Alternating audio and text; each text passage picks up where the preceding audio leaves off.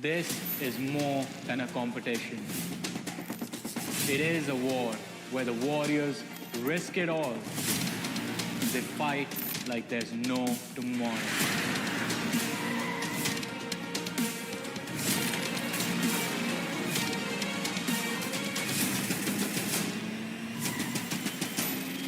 This is the sound of South Asia, live on the PUBG Mobile Esports official YouTube channel. What is up, ladies and gentlemen? Once again, welcome to the PUBG Mobile Pro League South Asia Fall Season. This is Super Johnny, joined by Necro alongside with me. And ladies and gentlemen, this event is brought to you by the Oppo F21 Pro. And moving on, as we have been mentioning the PMPL South Asia. Necro, another season, are you excited for this one? Because we have a lot of things changing. Exactly. That's what I was about to bring up. I'm really excited for this fall split, Johnny. I mean, as you mentioned, a lot of things changing, not just the teams, not just the players, not just the roster itself, even the format has changed. Exactly. Everything has changed. I mean, I used to be like this. Now I have to wear glasses. But talking about other things, as you said, the format has changed. The point structure is going to be a little bit different. Along with that, I can forget the roster changes, man, because there have been a lot of roster hopping that has been happening in the off season that was there. But this time around, I mean, things are definitely looking very interesting. Exactly. Not just some small names, ladies and gentlemen. Some big names have went through huge changes like Seal, IT. IT is now a complete stacked lineup, especially as they've signed Demo in. And we've known what Demo has pulled off last season. I mean, Demo has been an incredible player. We saw him in the previous PMPL. And yeah, nothing much can be elaborated on that. And not just that, not just that, Johnny. We also have a lot of new faces coming in. Exactly. And I mean, it is going to be a long journey like every single time. The PMPL, it's not just a tournament, it's a festival that lasts for about a month. We have 3 weeks of action that we do like to call the league stages. And after that, we're going to be moving on to the finals. And after the PMPL comes the South Asia Championship, the PMPL South Asia Championship, where the teams that qualify from the PMPL South Asia will be competing against the teams that will qualify from PMPL Pakistan. So that is also going to be another wonderful event, but that is going to happen a little bit further in the future. For now, this is where we are, and this is where the journey, do we say begins or continues? Because we did go through the previous season, the spring season of PMPL as well, and we do have a lot of returning faces as well. As you mentioned, the players from IHC, there's going to be one, I'm going to call it a big change, as you said, because Demo, in fact, was on fire the last time around. But along with that, we do have a bit of a switcheroo happening where the players of Seal Esports have, in fact, are now going to be playing for Seal 9, and Seal 9 have gone the other way. So that is also going to be another situation with the teams from Mongolia, the teams from Nepal have gone for an interesting move, wherein we saw DE sort of bring in a few key players around. Last time, DEADEYES guys, they were looking quite phenomenal in the start of the PMPL run, but then towards the finals, the form went missing. This time, we're going to be a little bit hopeful about them. Same goes for the other big names, one of which is DRS. Exactly, man. And let's have a look at the schedule, ladies and gentlemen. As you guys can see, the schedule is in front of you guys. And then we also have when the PMPL South Asia Championship will be played, 13 to 16 October. That's when PMPL South Asia Championship will be played. But again, as Johnny mentioned, it's way further in the future. For now, currently we're inside the PMPL 2022. And as you guys can see, the entire schedule is right in front of you guys. Yeah, the entire schedule in front of us, and it is going to be quite an interesting journey. As we mentioned, league stages are going to be there for the first 3 weeks, wherein every single team will get multitudes of opportunity. I mean, you know, let's start talking about what all has changed. You know, how previously the teams would get like, what, 12 matches within a week to qualify for, to get those points for the Super Weekends? Well, that is not really going to be there now, is it? Why? You will find out in a few short moments, because now there's going to be 5 play days, and then there's one extra thing that's going to happen every single week that is going to put a very, very big impact on how the teams begin their grand finals. Not end, but begin, and also maybe end. Yeah, exactly. I mean, you guys saw that on the graphic top 12 teams at the end of the week will get one extra map to play. Yep. And guess what map is it going to be? It's going to be on Livik. So top 12 teams are going to duke it out on Livik, and they will gain bonus points, which will be further continued even inside the grand finals. So those bonus points will be accumulated for the grand finals as well. So that's going to be a huge booster for them. Yeah, it is definitely going to be a huge booster because, as you mentioned, those bonus points, they are definitely going to add up. And imagine 3 weeks, 3 games of Livik. If you manage to get At the end top of every 2, week, top the 3 in top every 12 teams single for match, that then it is going to be will an play an incredible journey. additional But for matchup. now, we do have the format explained. Each week in will front of start us. fresh with no points carried over from the As you guys previous can weeks. see, week 1, week During 2, the entire total league points, stage, everything's teams will going to have be a counted. chance to As I earn mentioned, the bonus points as well, they Price are going based to on be a shifted team's on placement forward in each inside the week, grand and finals. once So these based bonus on their points are overall going to mean placement quite a in the lot league to table. teams. So all you At need the to end do of is the be weeks, in the top top 16 12 at the teams end of the based week. on their total scores. Yeah, I mean, will definitely. As you mentioned, you have to teams will be in the start the top finals 12, with the but along with focusing on the points for Livik, you have to make sure that your tally for the week is also looking good because that is how you make it to the grand finals. Exactly. And again, the significant advantage that the points from those Livik games are going to bring, they will show that impact when the finals eventually begin after the 3-week ordeal of the league stages, ladies and gentlemen. But for now, I mean, the journey is about to begin. Everything that we've been talking about, the teams, the players, it is all based off of the speculation that we have been having with the roster changes coming into the action, with how the teams have been playing in their own regional scrims, in their own regional tournaments that usually do go all year round. But when the PMPL comes, the pressure, it changes everything. We have seen the biggest names fall. We have seen some newcomers give us intense hype moments on their very first day, and those are the things that I do in fact like in the PMPL. Those are the moments that I look forward to every single time. I mean, who doesn't like a newcomer story, right, Blotter? That's Yeah.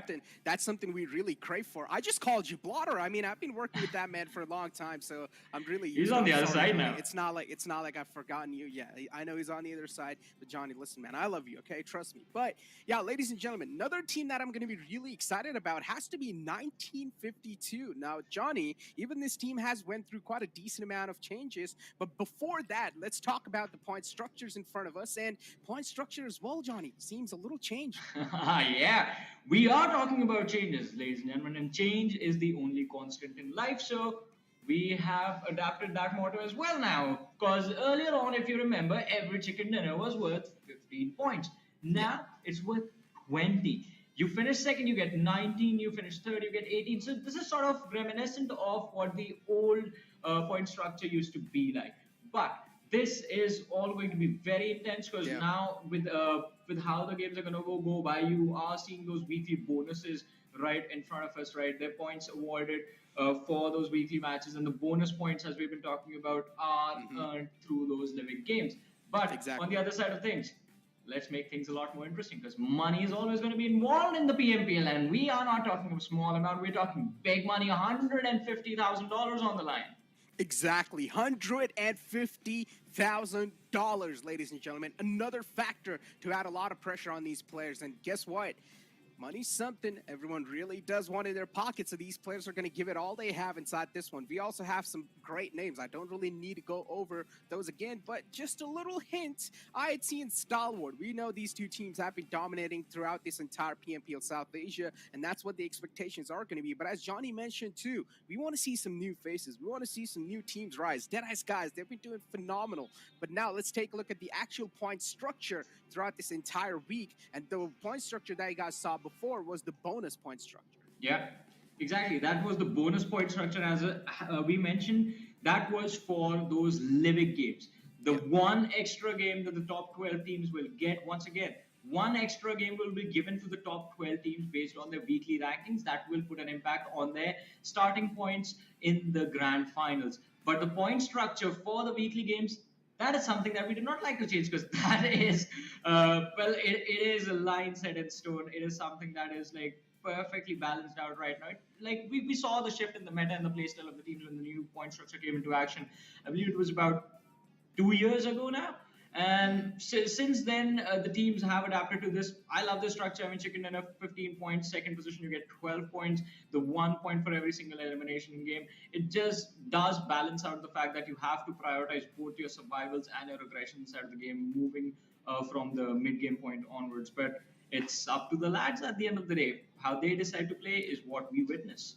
Exactly. I mean, what they do is what we're going to talk over, is what we're going to cast over. But ladies and gentlemen, the groups in front of you guys, of course, we know 20 teams are going to be participating inside this one, from which top 16 teams will be moving on over to the grand finals. And we've pretty much explained you guys the entire format, but now it's time to reveal the groups. And as you guys can see, in Group A, you have Godlike Stalwart, you have WIZZES Club, 1952, and even Raw themselves. Then in Group B, you have Deadeye's Guys, High Voltage, A1 Esports, Gremlin Storm. Yeah, and moving forward, Group C, it's going to be T2KDE Warriors, a new team from Mongolia. Then we have the players from DRS, TRZ is going to be there as well. And we did see a lot of other interesting names, but starting things off, squad rosters of Group A, Godlike Stalwart, I mean, do they need an introduction? Pika, Action, Scry, Top, Senator, that is a stacked lineup right there. Exactly. I mean, Senator being the coach and also playing as a fifth man, it's a huge contribution this man's having towards the team. WIZZES Club as well. I want to see what these guys have got in their pockets, being a five-player individuals, and of course not really backing that much of an experience compared to the other teams like Godlike Stalwart, Raw themselves, and even 1952. And talking about 1952, Johnny, again, you have Dante coming in from A1 Esports. Now, this is why I said I want to see what this team has got, because knowing that Dante was playing the filter IGL role inside A1 Esports, yeah, considering they were not really doing that great in the past tournaments, but still, I feel like this change can make a big impact. And as you mentioned, A1 Esports, they come to this tournament with changes of their own. We have Sinister and Nightwing being present from, well, the experienced players amongst the lineup. Then you have Koha, Hitman, Sketch, all being there. So it's going to be quite interesting to see what A1 Esports will bring to the table this time around. But along with that, Gremlin Storm is actually one of the lineups that I'm actually looking forward to, because Bad Rev, Fear, these are very well-known players, very experienced players as far as the South Asian circuit is considered, and they are quite incredible to. It's quite incredible to see them perform every single time around. But this time they're going to be playing with a new set of players, so it's a completely different team they're going to be part of, and that is just going to change the whole dynamic of what their run is going to look like in this PMPL. Without a doubt. Then you have TDK as well, who have done phenomenal in the past tournaments as well. Yeah. Or not just past tournament, in the previous PMPL, they've done phenomenal itself in the league stage. Then you have DE Warriors, as you mentioned, new team coming up, new bunch of faces coming up, here to prove something. IATC, a team that has went through some big changes here, Johnny. You have Demo coming in, one of the best assaulters Seal had in the previous PMPL is now transferred over to IATC. I mean, IATC was already packing a big punch, but with Demo, now they're going to be Hulk. I mean, that's what we do expect, but I'm going to be honest about the fact that in the last PMPL, IATC, I mean, I felt a bit let down, because every time they show up, every time Godless is there, IC is there, Zeol, Alex was also playing in the matches, and I expected a lot. I want IHC to just go berserk in every single game, which I do understand. I mean, is not an actual possibility. When there's $150,000 on the line, you do tend to be extra cautious with every single move that you make. But moving forward, we'll have a discussion about this a little bit later after we're done with all the graphics, but we do have Group E on our screens as well with Jan Mara, Skylight Gaming. The name might be new, but the lads are quite experienced. Mapex Esports, as you do see, Wally, Leo, Apex, Baron, Son, and Iceberg, few of the players coming in from the previous iteration of Seal Esports, as I mentioned. And then we have another well-known name in the South Asian circuit, that is VENOM Legends in Group E. Again, another big change over here. Galzin is not going to be playing under Skylights Gaming anymore. He's going to be shifting on over to Giant Mara, and you guys saw it in the roster itself. So that's a big change. I mean, Galzin has been the man, or at least has been the man who's been representing the Skylights Gaming banner since a long time now. But considering now he's not going to be doing that anymore, and he's moved on over to a new org, I want to see what sort of an impact it's going to have on Skylights Gaming itself, because we've seen, Johnny, Skylights Gaming, time to time, they have been relying on Galzin quite a lot of times. I completely agree with that. And I mean, it is going to be quite intense as well, because the impact is not just going to be on Skylight Gaming's on Galzin's individual performance, but on Skylight Gaming as a team as well. Because as you mentioned, he was the cornerstone, he was the man who you could always rely on. And I also agree on the fact that after all of these years with the same iteration, with the same four players competing. No matter where they went, they were always sticking together. Galzin is stepping away. It is like the face of the team is going to change now. Now, who is going to step up? That is also an interesting question, because if Galzin is going to be moving with the players of Janmara, and if that is where he's going to start performing, then someone has to take the mantle now. Yeah. But who will that be from Skylar? I guess that is also another question that will be answered today. Who's going to step it up? We'll be able to see only in a couple of more minutes, because I'm pretty sure the games are lined up as well, and you guys don't have to wait a lot. I know, it might just be a little annoying hearing us blabber over and over again, but yeah, just have a little bit more patience, guys. The games are going to be starting soon. But before that, a little bit more touch, and just to give you guys a bit of recap on what happened in the previous PMPL. Now, Johnny, the league stage winner was Seal. Considering Seal's entire roster has been changed, yeah. oh, that's a big punch in the gut for Seal. Now I want to see if that's going to be the same storyline continued over. Can they be the winner of the league stage again, or are we going to be seeing a complete different winner? Well. I mean, we do expect things to change, but for now, we do also expect the things to get started. And for that, ladies and gentlemen, the schedule for our very first day of the PMPL South Asia fall season, we did see the 5 movements of action that we're going to witness right in front of us, starting on the home field of Erangel.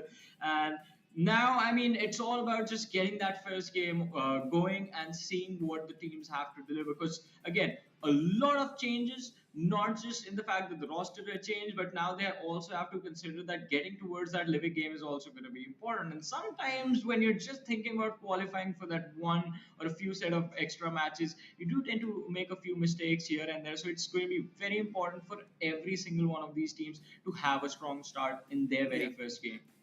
And not just that, man. I mean, having a strong start, considering you have already went through a decent amount of changes from the previous PMPL, it's going to affect a bit. But you guys have had a big gap. You guys have had a lot of time to practice with yourself. So I'm going to be expecting a nice communicative gameplay between these teams. And considering now demo with IHC, I feel like IHC might just be one of those teams that'll give a way much more tougher competition to Stalwart. Yeah, I mean, definitely, because they do have a lot to prove. In fact, as we've been saying, I see the expectations that people have from this lineup. It's straight up the trophy. You either finish first or nothing else matters. That is the kind of mentality that IHC has garnered over time from their fans, because that's how good this team is. That's how good these players are. And I'm not saying they were. They still are.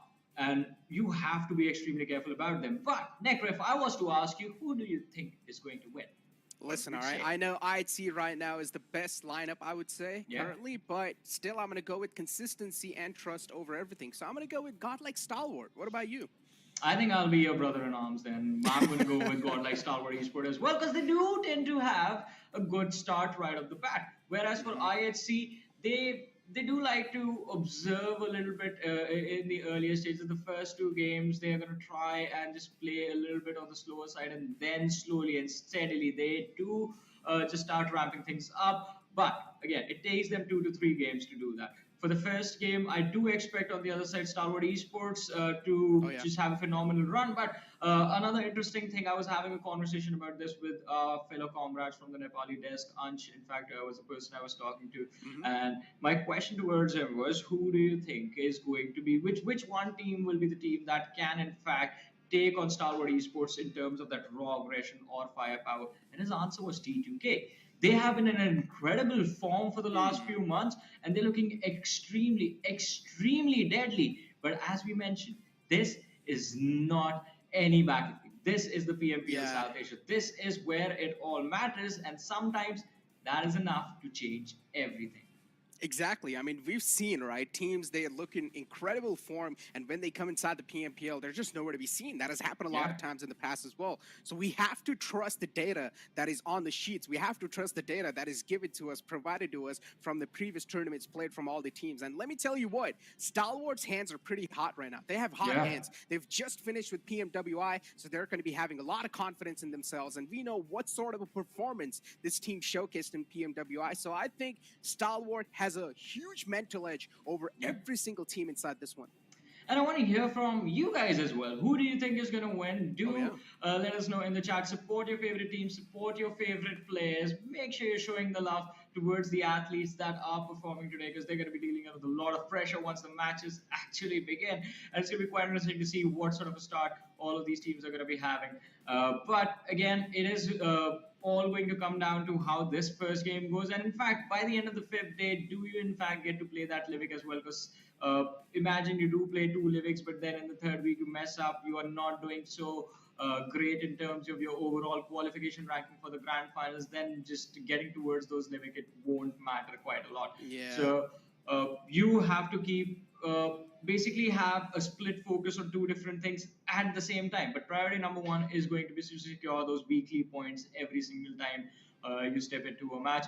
Also, weekly points are going to be reset every single time. So that is, again, something that is not changing. And that is something that I think does benefit the teams that do not have a good timer in the first week around. So if your team is not performing in week 1, don't worry. They will have opportunities. You will have opportunity to see your team do well in week number 2, week number 3, and then hopefully you will see your teams moving forward. But hey, we have 20 teams here, and for someone to move forward, someone has to get left behind. So not everyone will be playing in the finals. Only top 16. I know, man. It sounds a little savage, guys, but that is how the entire format works. Someone has to lose in order for someone to win. So that is how everything works over here. That's how life works. But ladies and gentlemen, as Johnny mentioned, there's going to be a lot of opportunities given to all these teams and all these players to make a comeback. But if you're not going to be able to make a comeback even then you better go back to the training fields and practice even more. I mean, that's what the lads do, right? Every single time we see a team underperform in one tournament, the next time they come around, the next time they show up to the same stage, they look so much better. And that is one more reason that we have been talking about IHC so much, because again, and DRS, they are in a similar boat of their own, and Skylight Gaming, I'm sorry. Because Skylight Gaming, again, the expectations that are there from the fans are massive. And you can't live up to those expectations every single time. But these players, they're very critical of themselves. They make a small mistake, they let someone down, they take it to their heart, and the next time they're going to show up, they're going to make sure that the trophy is going to be theirs. Skylight Gaming, they're going to be a very... I want them to be a massive threat this time. I mean, again, Johnny, another big roster change we forgot to almost mention is Vibes now. Most of the players from the side of Vibes is in Havoc.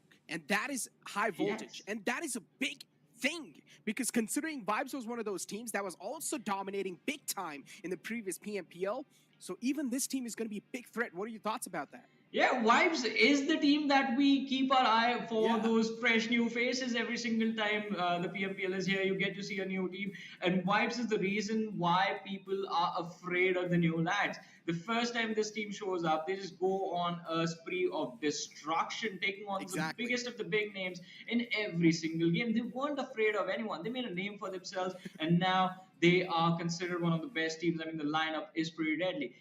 So I have huge expectations from Vibes. I do want to see them move all the way towards the South Asia Championship, finishing somewhere within the top 5, the top 4.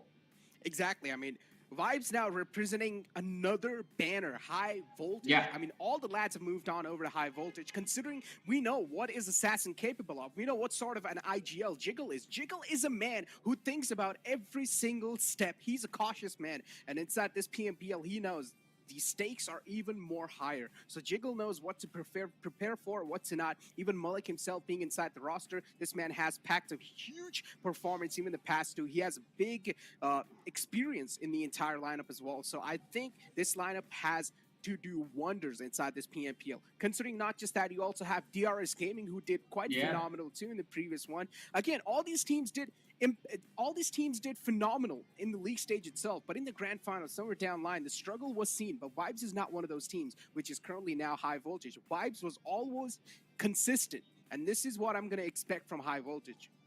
I mean, when when things like this happen to big names, it is going to be quite interesting to see how they recover.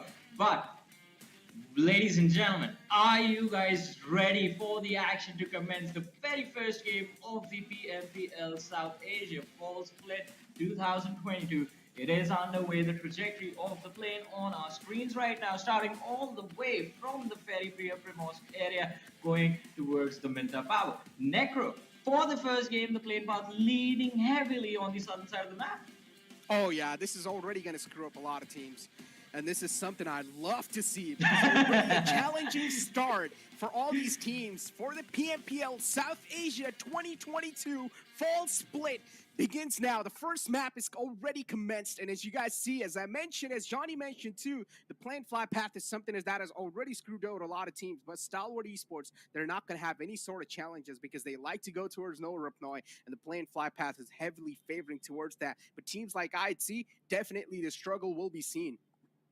Well, the struggles will be seen as you mentioned, and well, the struggles for the teams landing on the southern side of the map, they're not going to stop as the circle is going to be on the northern part, split between the northern island and the main island, the center sitting right on top of Rozok. Now, IHC, as you mentioned, Necro, we might see them struggle for a little bit, but I wonder how WIZZES with Vibes are going to react to this, because IHC has managed to pick off the first pick. And not just that, even they themselves have lost, so it's a great trade. It's a great trade. It's a trade from their side. Alex was taken down from the side of WIZZES Club, and then WIZZES Club also lost one of their players, so at least IHC was able to get away with a trade. We see a lot of eliminations happening right off the bat. WIZZES Club already do not want to stay nearby in the vicinity of IHC. Instead, they're just going to start to stack up a lot of vehicles, one after the other. That means IHC, they're going to have a bit of more trouble to find the vehicles. Yeah, I mean, it is going to be quite an interesting situation. IHC, it is going to be really fun to watch because IHC is a very adaptable squad. But hey, we might see the first squad elimination within the first 3 minutes of the game. As 1952, they're pushing upon the players of A1 Esports, and it seems like Sinister, he has nowhere left to go. One last man alive with a final glimmer of hope for the A1 Esports squad. Inside this PMPL, Sinister, everything in his hand to try and save the lifeline of A1 Esports in the first game here. A1 Esports not really having the start they wanted, and Sinister will be shut down instantly. A great coordinated push from the side of 1952. And I told you, Johnny, this team, my eyes are always going to be on them because 1952, they have a promising lineup. I mean, yeah, they had a very promising lineup, and I mean, the expectations were there, but this is a new day, it's a new game, and maybe as slowly and steadily they do move forward, we're going to see them live up to those expectations. Although now it is going to be quite interesting. 4 defeats secured. They have lost 1 player, left with 3 players of their own. Now, what can be done from here on out is the fact that they have the advantage of just slowing down the game. They can play from edge to edge, just play for survival because they have those finish points secured already. Again, Dante was a lost casualty over here. And that is something 1952 are definitely going to be upset about, but it's okay. They've got away with 4 elimination points. That's a great head start, as you mentioned. Now all they can do is just try and position themselves for a better spot inside the circle. As we did see, the circle was completely on the opposite side of the planned fly path. The planned fly path was down south and the circle was up north. Again, teams will have to readjust quite a bit.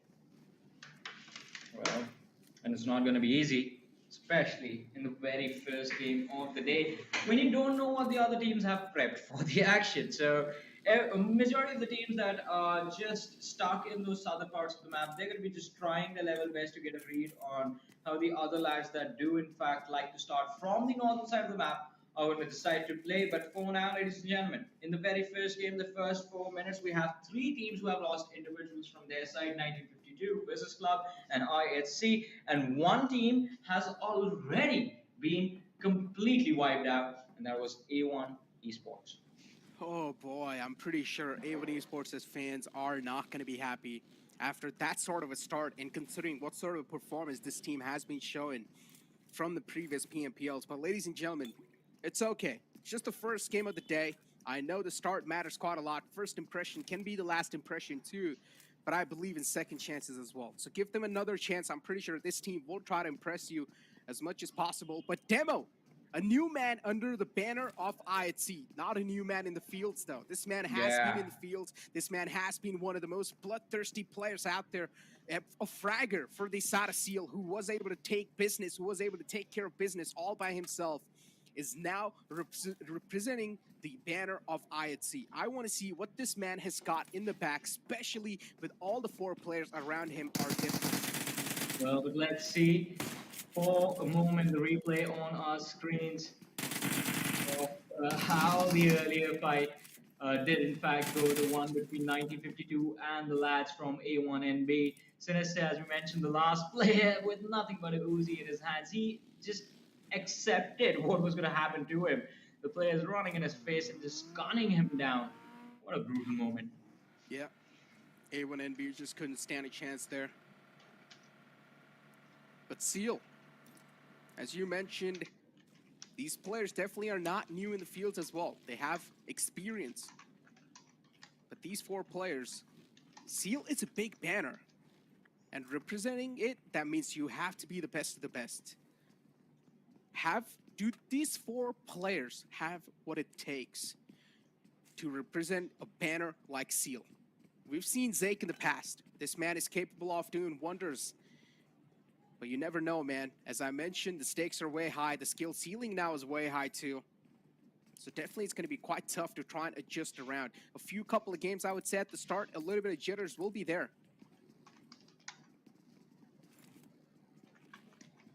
Well, for now, though, Seal Esports on our screens. And again, not the previous iteration of Seal Esports that we are so used to. This time, the players might be new, but they are experienced as well, as we're talking about them quite a lot. And DRS are on the other side. I would love to see what they're planning for this time around, because they're real soldiers. These men, they do know how to take fights. Oh, they do. Without a doubt. Kante over here on our screens. Seen him in the previous PMPL too. Knows what this man is capable of. They also have another man in the lineup, which is Killer YT. And oh boy, I still remember, Johnny, last year, PMPL, and my bad, it was PMCO. I mean, guys, just let me go here, because again, in the PMCO of the previous year, PMCO Nepal, if I remember, Killer YT had over 13 kills or something like that, near around 13 kills or 15 kills in Miramar. And that is a moment that I still remember. So you need to understand how impactful of a player this man can be. Well. I mean, the expectations, they do remain the same. Let's see if the results are going to be delivered. Oh boy, Seal Esports, we do have Farad on our screens. It looks like quite close to the players of DRS, and shots fired in that direction as well. On top, completely spoiled out. Farad with the Mini 14 in his hand. He is going to try and take this duel. Mini on this side, Mini on that side. Let's see who will be able to connect. The battle of DMRs. Oh yes. On top in the front, Spooky over here. Trying to spook him away, but On Top is not going to be the man to get spooked out that easily. Seal still trying to scout nearby vicinities, scouting for possible opportunities, scouting for possible new compounds to try and conquer. Raw over here too. Raw now, they've always been there in the PMPL, but somewhere down the line, something has been stopping this team from winning it.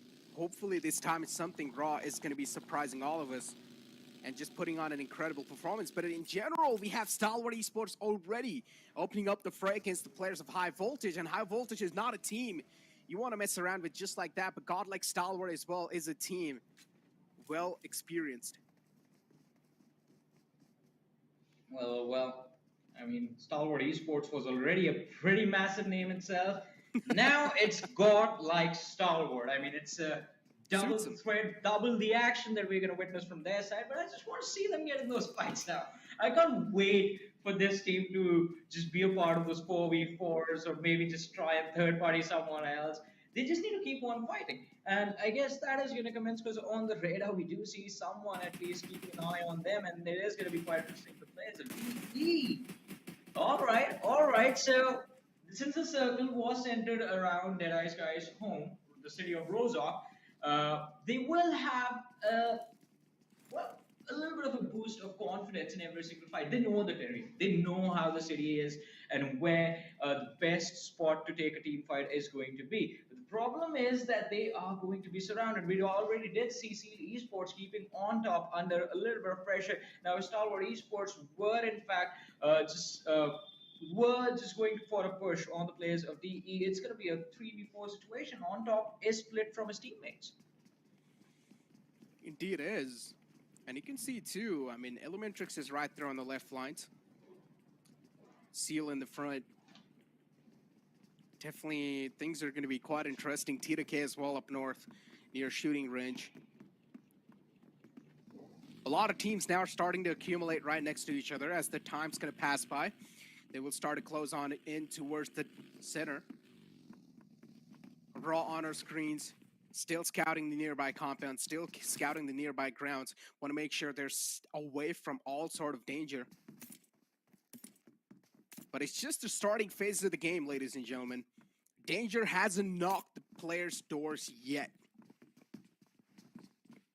Starting stages. I mean, only one team, quite unfortunately, did take an early exit of the game, and I believe they are watching the match, contemplating on what happened in that 4v4 situation right there in the extreme early stages. In fact, for now, the rest of the lads, they are just measuring each other, just trying to see what the other squad is going to be up to on the other side. 1952 DRW do in fact get spotted out by the players of Train to Kill. Entry takes a few shots on him, although none of them are managing to connect because he is inside this safe haven that they have created in the squad house.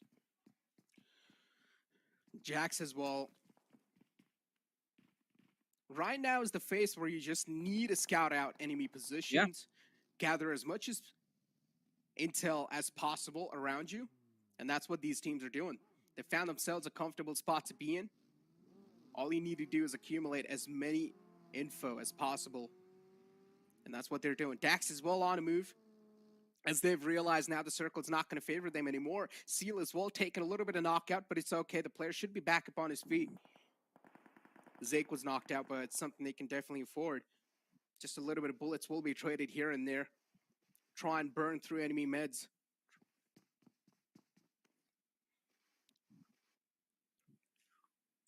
Well, let's see. Players from the side of High Voltage. Assassin is making sure he is aware of his surroundings. We did see action passing the players of High Voltage by in the distance, but this Water City, no one is going to try and approach this during the mid-game stage, as you always do expect some sort of threat, one team at least, to be present in these compounds, and usually in the mid-game stages, you're going to try and avoid them. Stay as far away as possible. Don't give away your position. Don't give away where you're going. But it looks like players from the side of DEADEYES, guys, ooh, the slope is going to be quite exposed. They need to be wary of every single team that they were holding off in the city of Rozhok now. And there's also a bit of more danger in the backlines too. Cannot really ignore that. Yeah. This is not a great position to be in. Yep, that's what Joker realizes. Instantly sits back inside the weak goal. And now we'll start a scout for a new place to be in. Godlike Stalwart is built always on a move. Do not like to just stick around in one place. We'll try to scout some new areas out. For now, Ruin has been the home they really wanted. Action on our screens. Of course, the man of the hour. Of course, the man of this tournament as well. Action has been always in that MVP runners. He's always been the MVP as well, actually. So yeah, Action is one of those players. You can always expect him to be there in the MVPs, no matter what. Yeah. Him and Pika, I mean, are just incredible. And yeah, top as well. I mean, you can't talk about one individual from the side of Stalwart Esports without mentioning the entire team. Yeah. It's funny how all these four players are like a well-oiled machine, right? Yeah. I mean, They everyone complete each other. Everyone is individually very, very skilled. They are extremely talented, and then usually with teams that are made of superstars, right? You usually tend to see them fail because there's too much star power. There's people who are not working well together with each other. That's not the case with Stalwart Esports. They're all massive stars. They are all extremely talented, extremely good at the game. But still, when you put them all together, they get four times better. Exactly. It's just a totally different game they are playing. It's like they're four different pieces of a circle, and when they accumulate with each other, you have a complete big circle. And that's what Stalwart Esports is. Yeah, you get the first zone. A big circle, a big bomb looking to explode on the lobby. And as we have the next circle as well on our screens, ladies and gentlemen. And these two teams right next to each other, IT and WIZZES Club. They have locked their eyes at the start, but now they do want to put a final full stop to this story. I'd see they spot out the rotation of WIZZES. They're going to let it pass by this time. Zal spotted out the vehicle. Second vehicle as well is in the front of him. But I'd see right now, they don't want any sort of smoke just yet. They don't want to get engaged in any sort of fights yet. Because I'd see they've already lost out on a player, Alex, who likes to be in the front lines. Well, let's see. The players inside of DW are going to be there as well. DE Warriors, a new lineup on the screen. Stalwart Esports passing them by. IC taking a few shots on Pika. And his vehicle does go for a spin and he does take a tumble down the road into the river. But I don't think this is going to put a major impact on the plans of the players of Stalwart Esports as well. It's godlike Stalwart now and they are just going for a push on the players of IHC. Are they just like going to go for this fight because they forgot about DE Warriors? That was what I was about to say, because DE Warriors in the backlines do manage to find an opening. But on the other side, 1952 against ATRAX, and 2 players have been knocked out from the side of Dax. Assault just blew himself up. That's what I saw in the elimination feed. Yeah. Oh, a little bit of friendly fire onto yourself, Assault. not a way to conquer a fight. Yeah, it's okay. Mistakes can be slid by at the start. You still have a lot much more games to go. You still have a lot of days to go. Yeah, it feels weird even saying it. Friendly fire upon yourself. How do you do that? You're a friend of yourself. Yeah, it's kind of a friendly fire. Oh, man. That's Okay, a philosophical talk from Necro, ladies and gentlemen. But these players, they don't want to think. They want to fight, because we do see a massive engagement going out in these open hills. Everyone is driving a buggy around trying to bait those positions. No. But we do see a lot of players getting taken out as well. Look at that finish speed. It's just utter chaos all over the place. Teams, players driving out in the open, do not care about anything. Just driving right next to each other as well. Pika taken out from the game. What just happened? Godlike Stalwart is going to be the second team off the first game to get eliminated. The team to get eliminated on the 15th spot is Godlike Stalwart. Definitely something we did not expect, Johnny. Yeah, for sure. I mean, they were rotating out in the open, quite exposed the entire time, and they should have expected teams to be waiting for them crossing the bridge towards the northern island. I think that is where they got a little bit too complacent, and they got punished because of that, because they got sandwiched between DE Warriors and the players of IHC, and mid-rotation again, losing a player like that is not going to work out too much. TRZ on the other side, one lad was already finished, other one knocked out, and they're trying to take this fight against the players of High Voltage, Assassin and Malik. 2 lads from the side of High Voltage still surviving and still in this fight. Oh, TRZ caught outside the blue, taking big chunks of damage. High Voltage trying to keep the pressure on.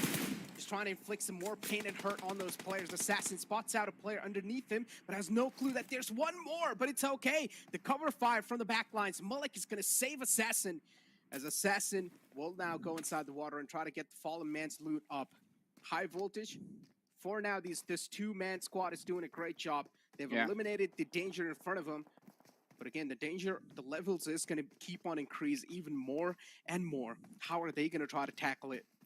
It's definitely going to be quite tough. Yeah. DRS out in the open. The only thing they have as cover are those smokes and those vehicles. But they really do need those vehicles, so they cannot really gamble on those vehicles.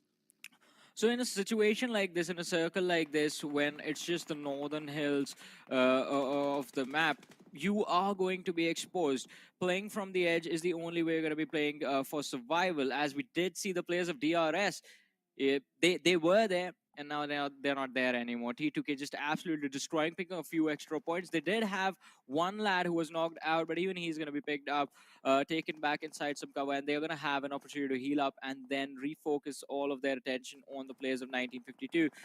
Train to kill, I mean, looking pretty solid, I have to say. If they manage to take control, or in fact maintain control of this northern edge, they're going to be good to go. Gremlin Storm and IHC now just raining down death and destruction. IHC, they're not going to be able to withstand the amount of damage that was inflicted. Gremlin Storm putting the final nail in the coffin. IHC out the game as well. Some big names getting eliminated early off, Johnny. Definitely something we did not see it coming. Elementrix inside the game, Dax inside the game, DRS themselves, High Voltage as well, and 1952. These teams are quite hurt. They will have to try and make some desperate moves happen. Gremlin Storm memo, repositions himself in a big time. At this point, he realized it's either do or die moment.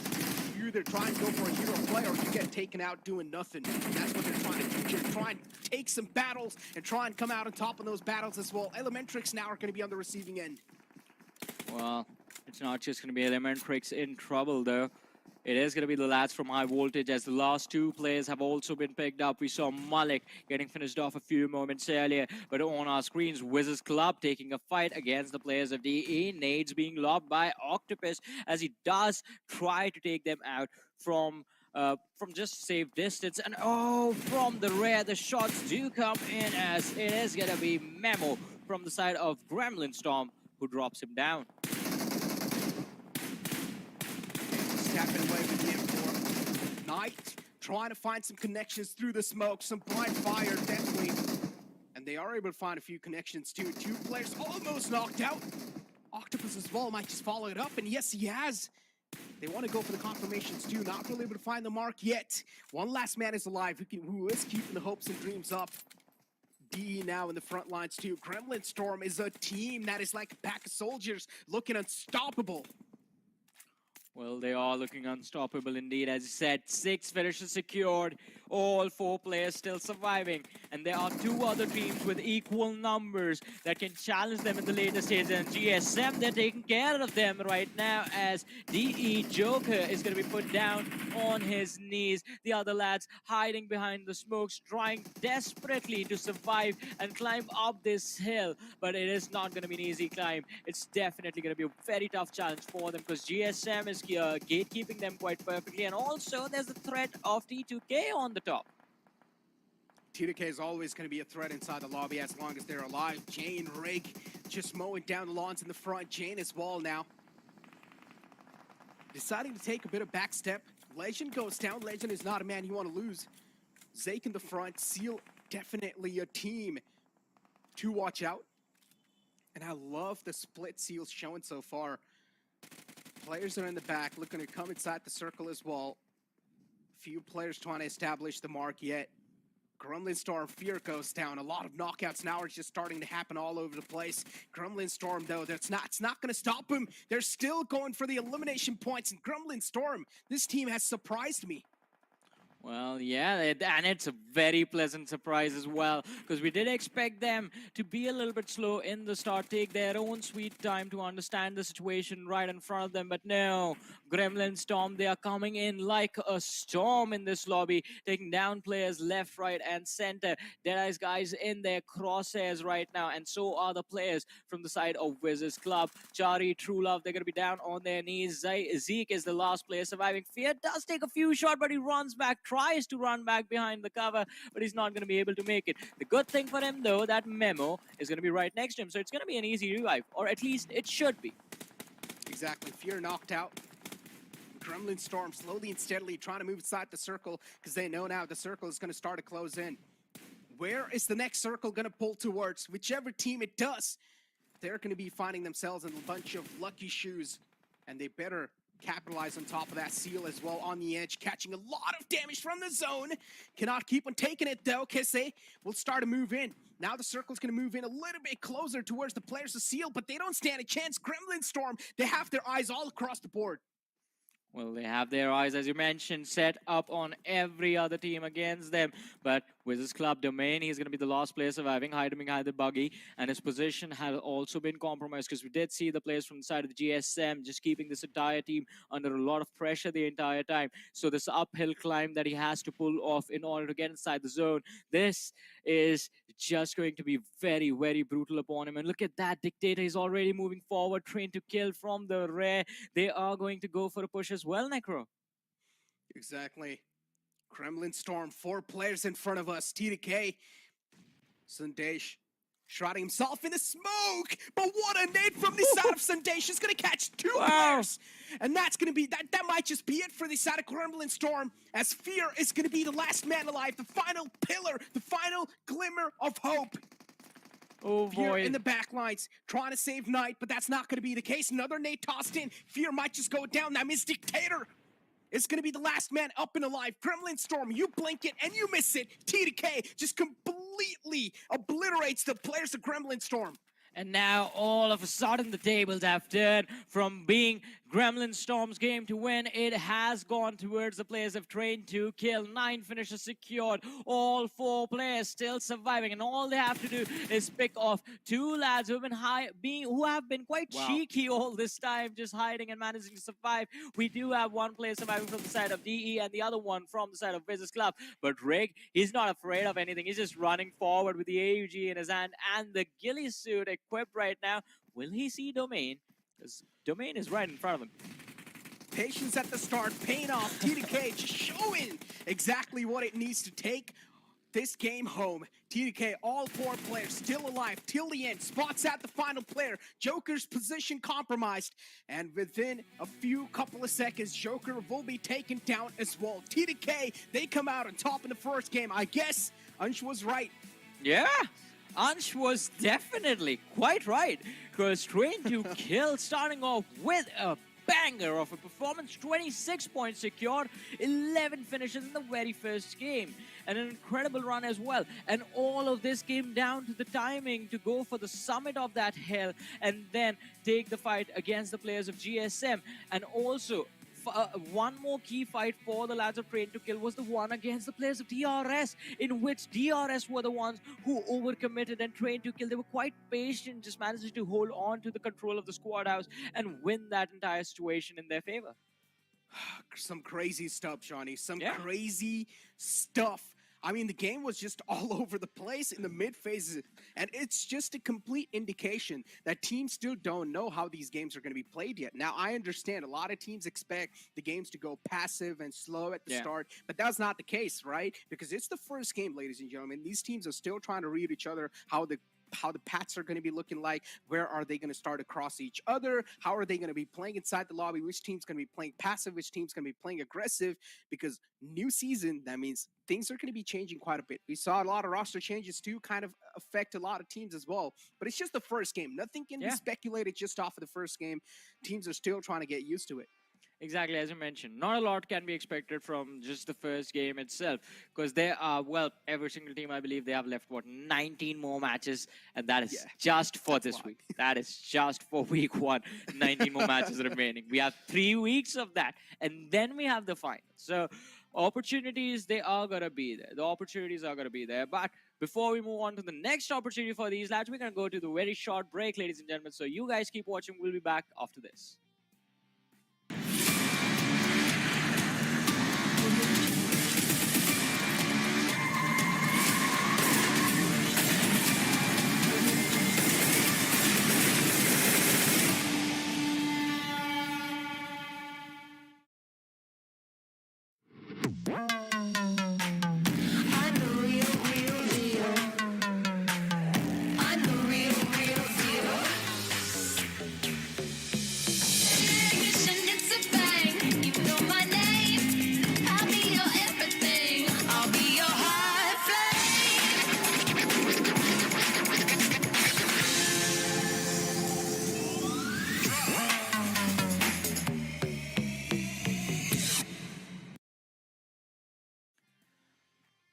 Welcome back, ladies and gentlemen, to the PUBG Mobile Pro League Fall Split South Asia. This is Super John, joined by Necro, and this event is brought to you by the Oppo F21 Pro. The first game has just concluded. We did see Train to Kill in an incredible form right off the bat, but now the question is, will they be able to keep this going till the end of at least today? That is something I guess only future can tell, because now we have no clue. As we mentioned, it's just the first game. First game is usually just all over the place, and considering even the plant fly pad screwed up a lot of things for a lot of teams. And I feel like that is the major thing. That is the major problem why we saw a lot of eliminations right off the bat. If the plant fly path was pretty much just centralized or neutral, I don't think so we would have seen the amount of battles that happened right off the bat. Yeah, I completely agree with that. I mean, the flight path just leaning heavily towards the southern side of the map did, in fact, give a curveball to a lot of these squads, but at the end of it, I mean, we did see an incredible run from Gremlin Storm as well. Up until Train to Kill had their number, they were doing so well for themselves, and one of the major reasons is going to be the MVP of the game, Dictator from the side of GSM. 4 eliminations secured, but it was all about that damage dished out. 761 damage dished out, the survival time of 23 minutes and 56 seconds.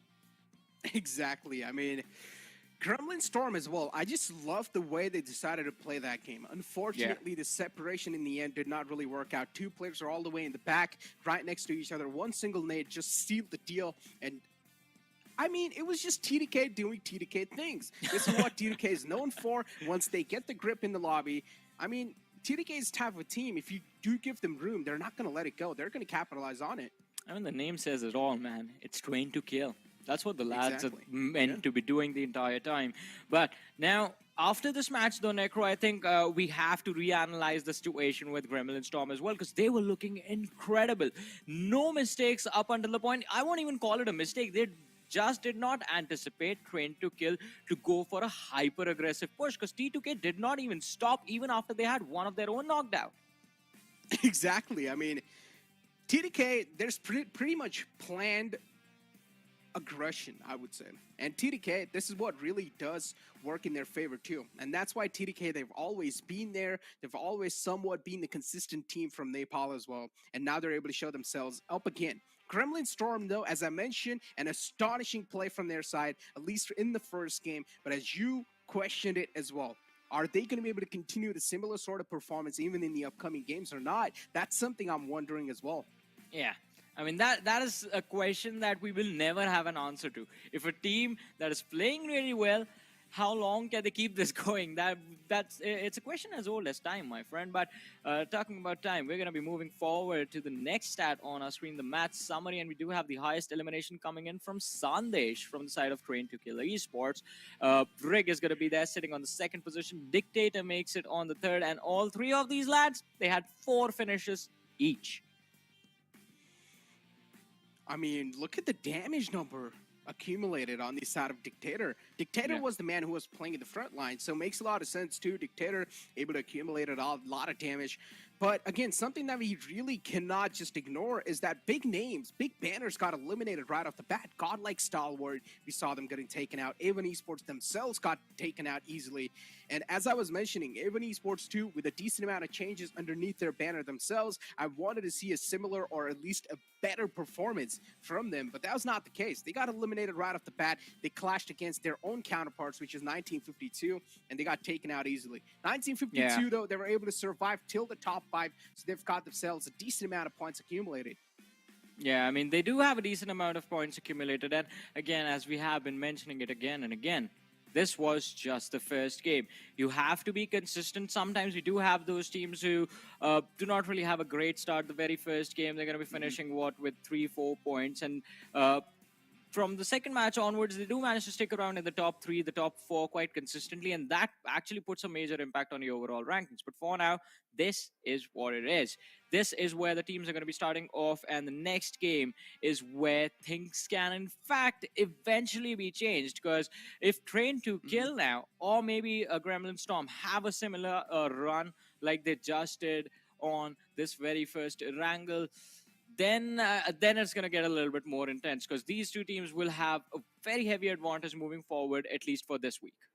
Exactly. So what he's trying to say, ladies and gentlemen, basically in short words, is that consistency matters the most. No matter if you're not able to win the games or not, as long as you're able to stay consistent inside the games that you're playing, that's all that really does matter. And you know, as the format says it itself, top 12 teams will be playing one more extra game, the bonus points, and they're also going to be counted inside the PMPL South Asia Grand Finals. So the bonus game matters a lot. Being inside top 12 matters even more. So all you guys need to do is aim for that top 12 in these weeks, and then in Livik, you can try hard as possible. Yeah. In Livik, you can just go ham, go YOLO, just try and secure those points one way or the other.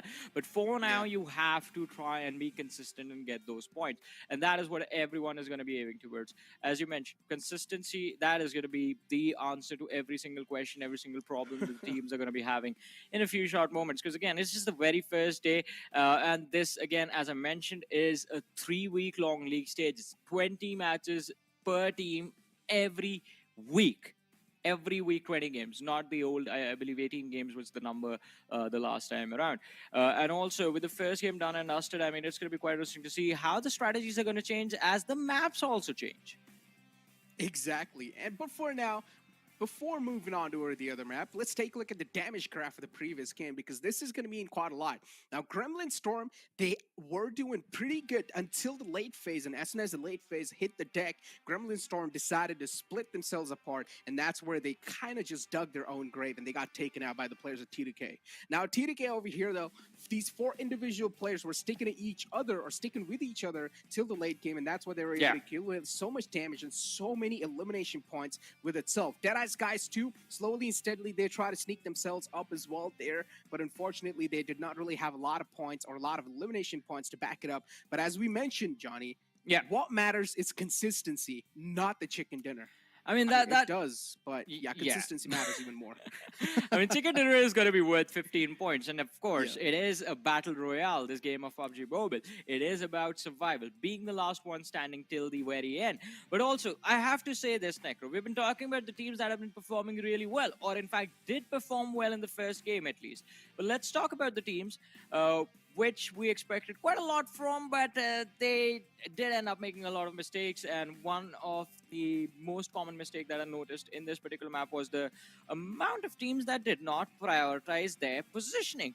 All of them approaching the fights out in the open willy-nilly and then losing out on their key players because of that. Stalwart Esports, we saw them take a hit, not even being able to cross the bridge with all 4 players surviving. IHC, mid-rotation fights happening, and in fact, that was kind of an unfortunate and a very weird moment as they just ran in towards the action. I mean, again, Johnny, I think so that is something that happened because it was just the first game, right? And teams still need to know how the enemy teams are going to be played by, which routes are going to be captured, which routes are going to be conquered, which compounds are already going to be taken. And as the tournament keeps on progressing, you're clearly going to be seeing a massive improvement in all these teams, right? All you need to do is slow and steady studies on these teams. First day, definitely the gameplay is going to be all over the place because you never know what the players are going to be thinking or how things are going to be looking like inside the battlefield. But as games keep on progressing on, these teams are going to go home. They're going to start doing their homework and come back even stronger. So at least that's what the expectations are. I mean, the expectations are going to be there. I mean, and it's always going to be to win, to be at the top, no matter what the cost is going to be.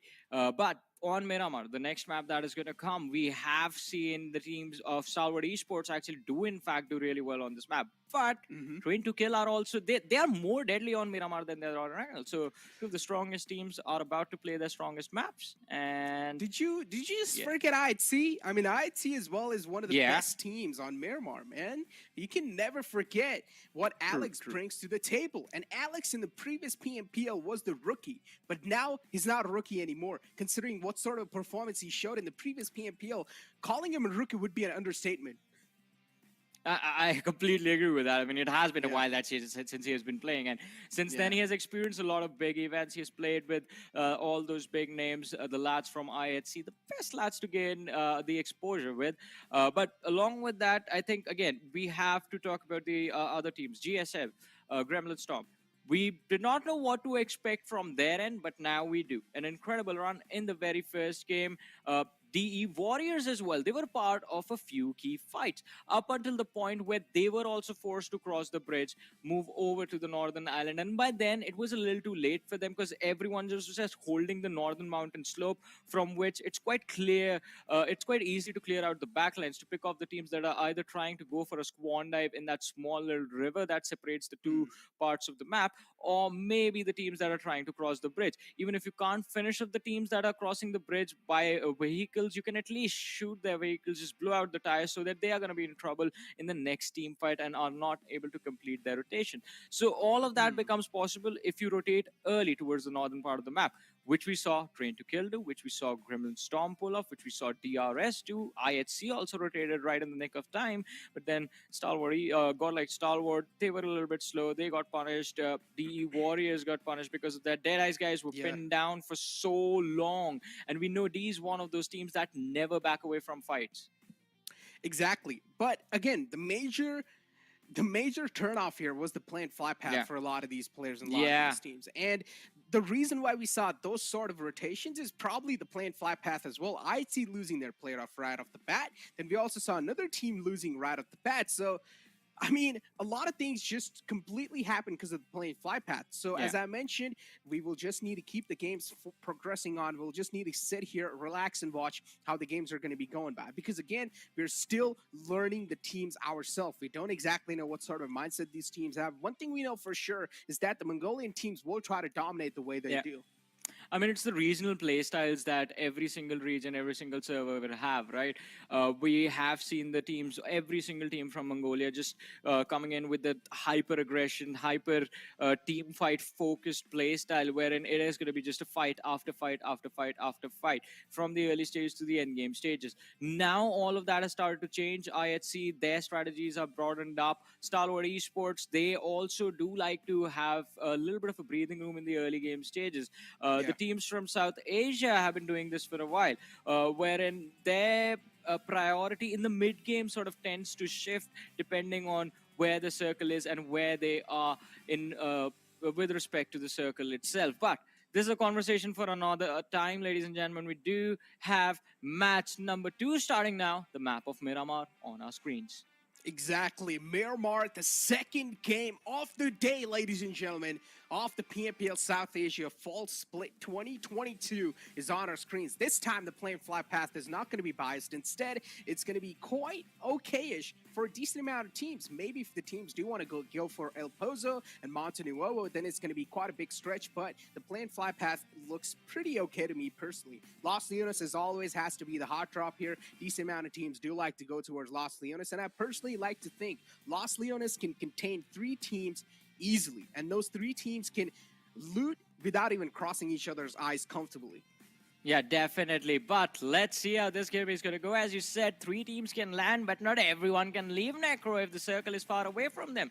Have to keep that in mind as well. And as I say that,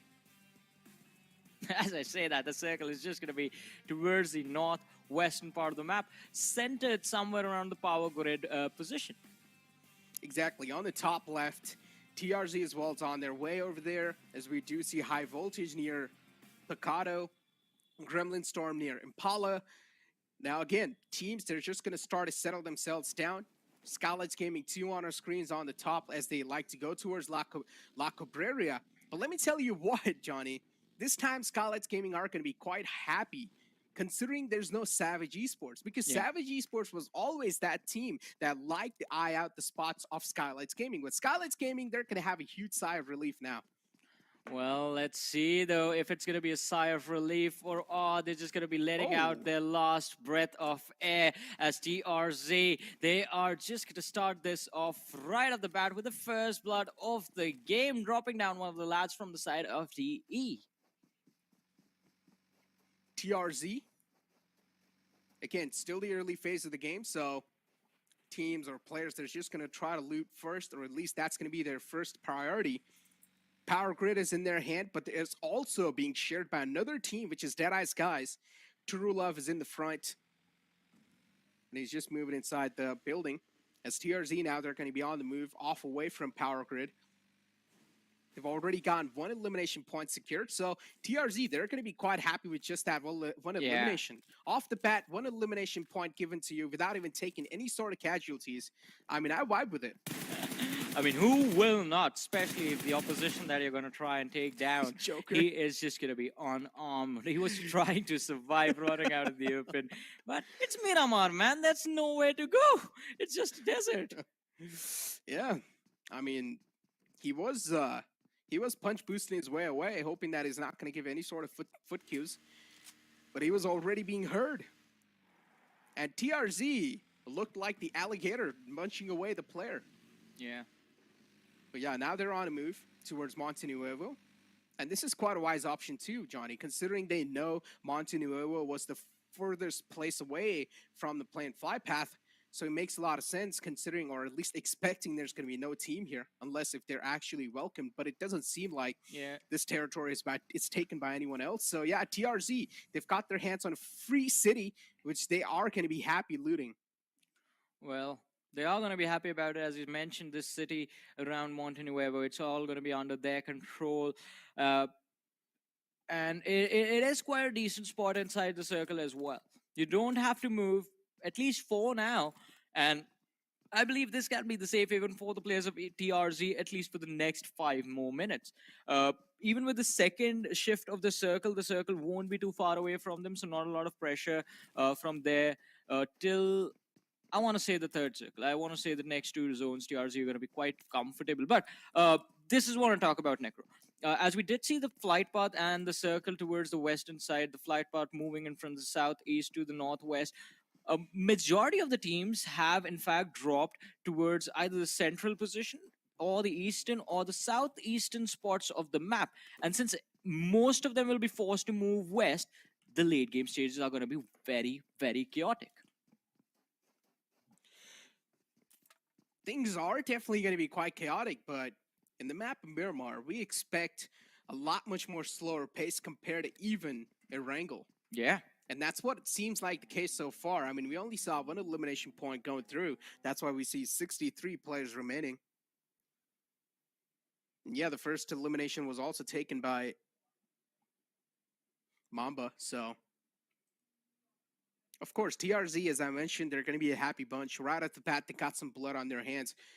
And we did see them on a move too. In Montenuevo, they're looking pretty comfortable. It is a decent spot inside the circle as well. But teams like A1 Esports who are inside Los Leones, they will need to try and move as quick as possible.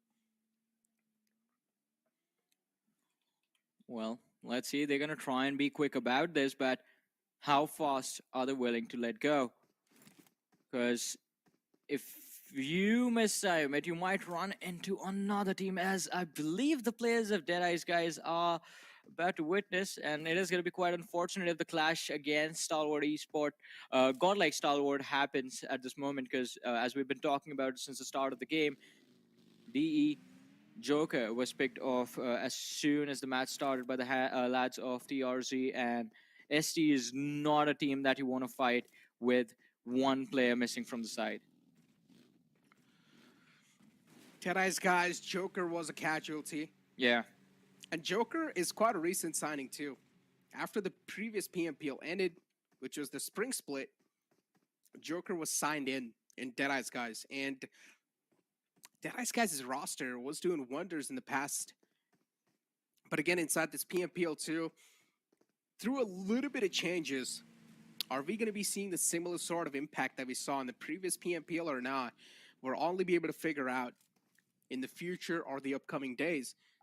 But TDK, though, off the bat with a bang, definitely now the expectations are even rised up from my side. I want to see TDK perform even better, even stronger. I want to see some more elimination games from their side. And I'm pretty sure these players have what it takes too. All they need to do is get a little bit more settled inside the lobby. Yeah, I mean, I definitely agree with that. They have what it takes to deliver on every single expectation that you set in front of them. Players are that skilled, but it is going to take them a little bit of time to get warmed up, I feel, because again, that was the first game. This is the second. The map has changed as well, and it is a much slower map in comparison. So you're not going to be just from a moment of intense action just dropping into another map that is just going to force you to take those fights in the early stages. Miramar allows you a lot of space to breathe. That's the beauty of it as well. But then in situations like these in competitive lobbies, the more idle you are in a position, the more paranoid you get of threat that might or might not even be there. Giant Mara, another name with quite high expectations and a decent fan base eyeing out for them. Snipe YT, a man, we know this man has been quite incredible. He has had a great past too, but now it's time to replicate it. Now it's time to deliver, Giant Mara, because this banner has been one of the biggest banners out there in Nepal region, but for some reason, they haven't been able to proceed on any more further than the PMPLs. But this time, I feel like this might just be the Giant Mara we all needed to see. Well, maybe. But let's see. Gian Mara, another interesting name that everyone is looking forward to see how they're going to finish up in this tournament. WIZZES Club, not a good start for them in the very first game. Just completely pinned down by the players of GSM. Nowhere left to go for them. Domain, props to him for being able to survive in a very intense situation. Octopus as well did quite well for himself, but WIZZES Club, they weren't able to make it all the way towards the very end. Hopefully this time, though, because again, couple of interesting names away in the lineup of WIZZES Club, as Octopus is one of those players who I remember watching back in the days, and he is extremely talented as well, and the rest of the players as well. I mean, they did have a decent run. Don't get me wrong, they had a decent run, but what will it take to secure the chicken? It'll take it all, Johnny. It will take it all. I thought you were will have going to give me a all. recipe for a chicken dinner. I mean, let me tell you what. I'm too lazy to cook. I just try to order. But yeah. You get some chicken, you cook it, and you have chicken dinner. But for these players, it's not going to be that easy, man. Yep. It's going to be 100 times tougher to get a chicken dinner. And right now, we have a lot of teams eyeing out each other. They are spotting out each other's rotation. They are getting a lot of info accumulated. And this sort of an intel is going to be quite useful for the upcoming games. Well, it is In going the to be minimap quite too. useful. Yeah. Yeah, in the minimap too, you saw one team or one player that is cruising quite close to the players of DW. Yeah. And if they get too close for comfort, then the noises from the vehicles, it's going to be heard, and the warriors are going to be made aware of the fact that there is someone surrounding them, someone circling them, and they might be willing to take that fight. But on the other side, DRS taking on the players of Gian Mara. In fact, it is the other way around, as Gian Mara are the ones who have found the opening in that fight. Oh, that's a big knockout right here. Giant Mara opening the fray up. That's the first man taken down, as Gunnar is going to find the opening. Instantly backs away too. Some nice mature options taken from the side of Gunnar. Will back out instantly. Will try to patch himself up. The rest of the cavalry is there too. Giant Mara staying together all the times. That's something that's really helping out these players. Gunnar will try to make some solo moves happen, but he doesn't really need to. It's up to him. If he wants to go for some heroic play, if he wants to rely on his heroics, he definitely can. But I don't think so. That will be the most mature option.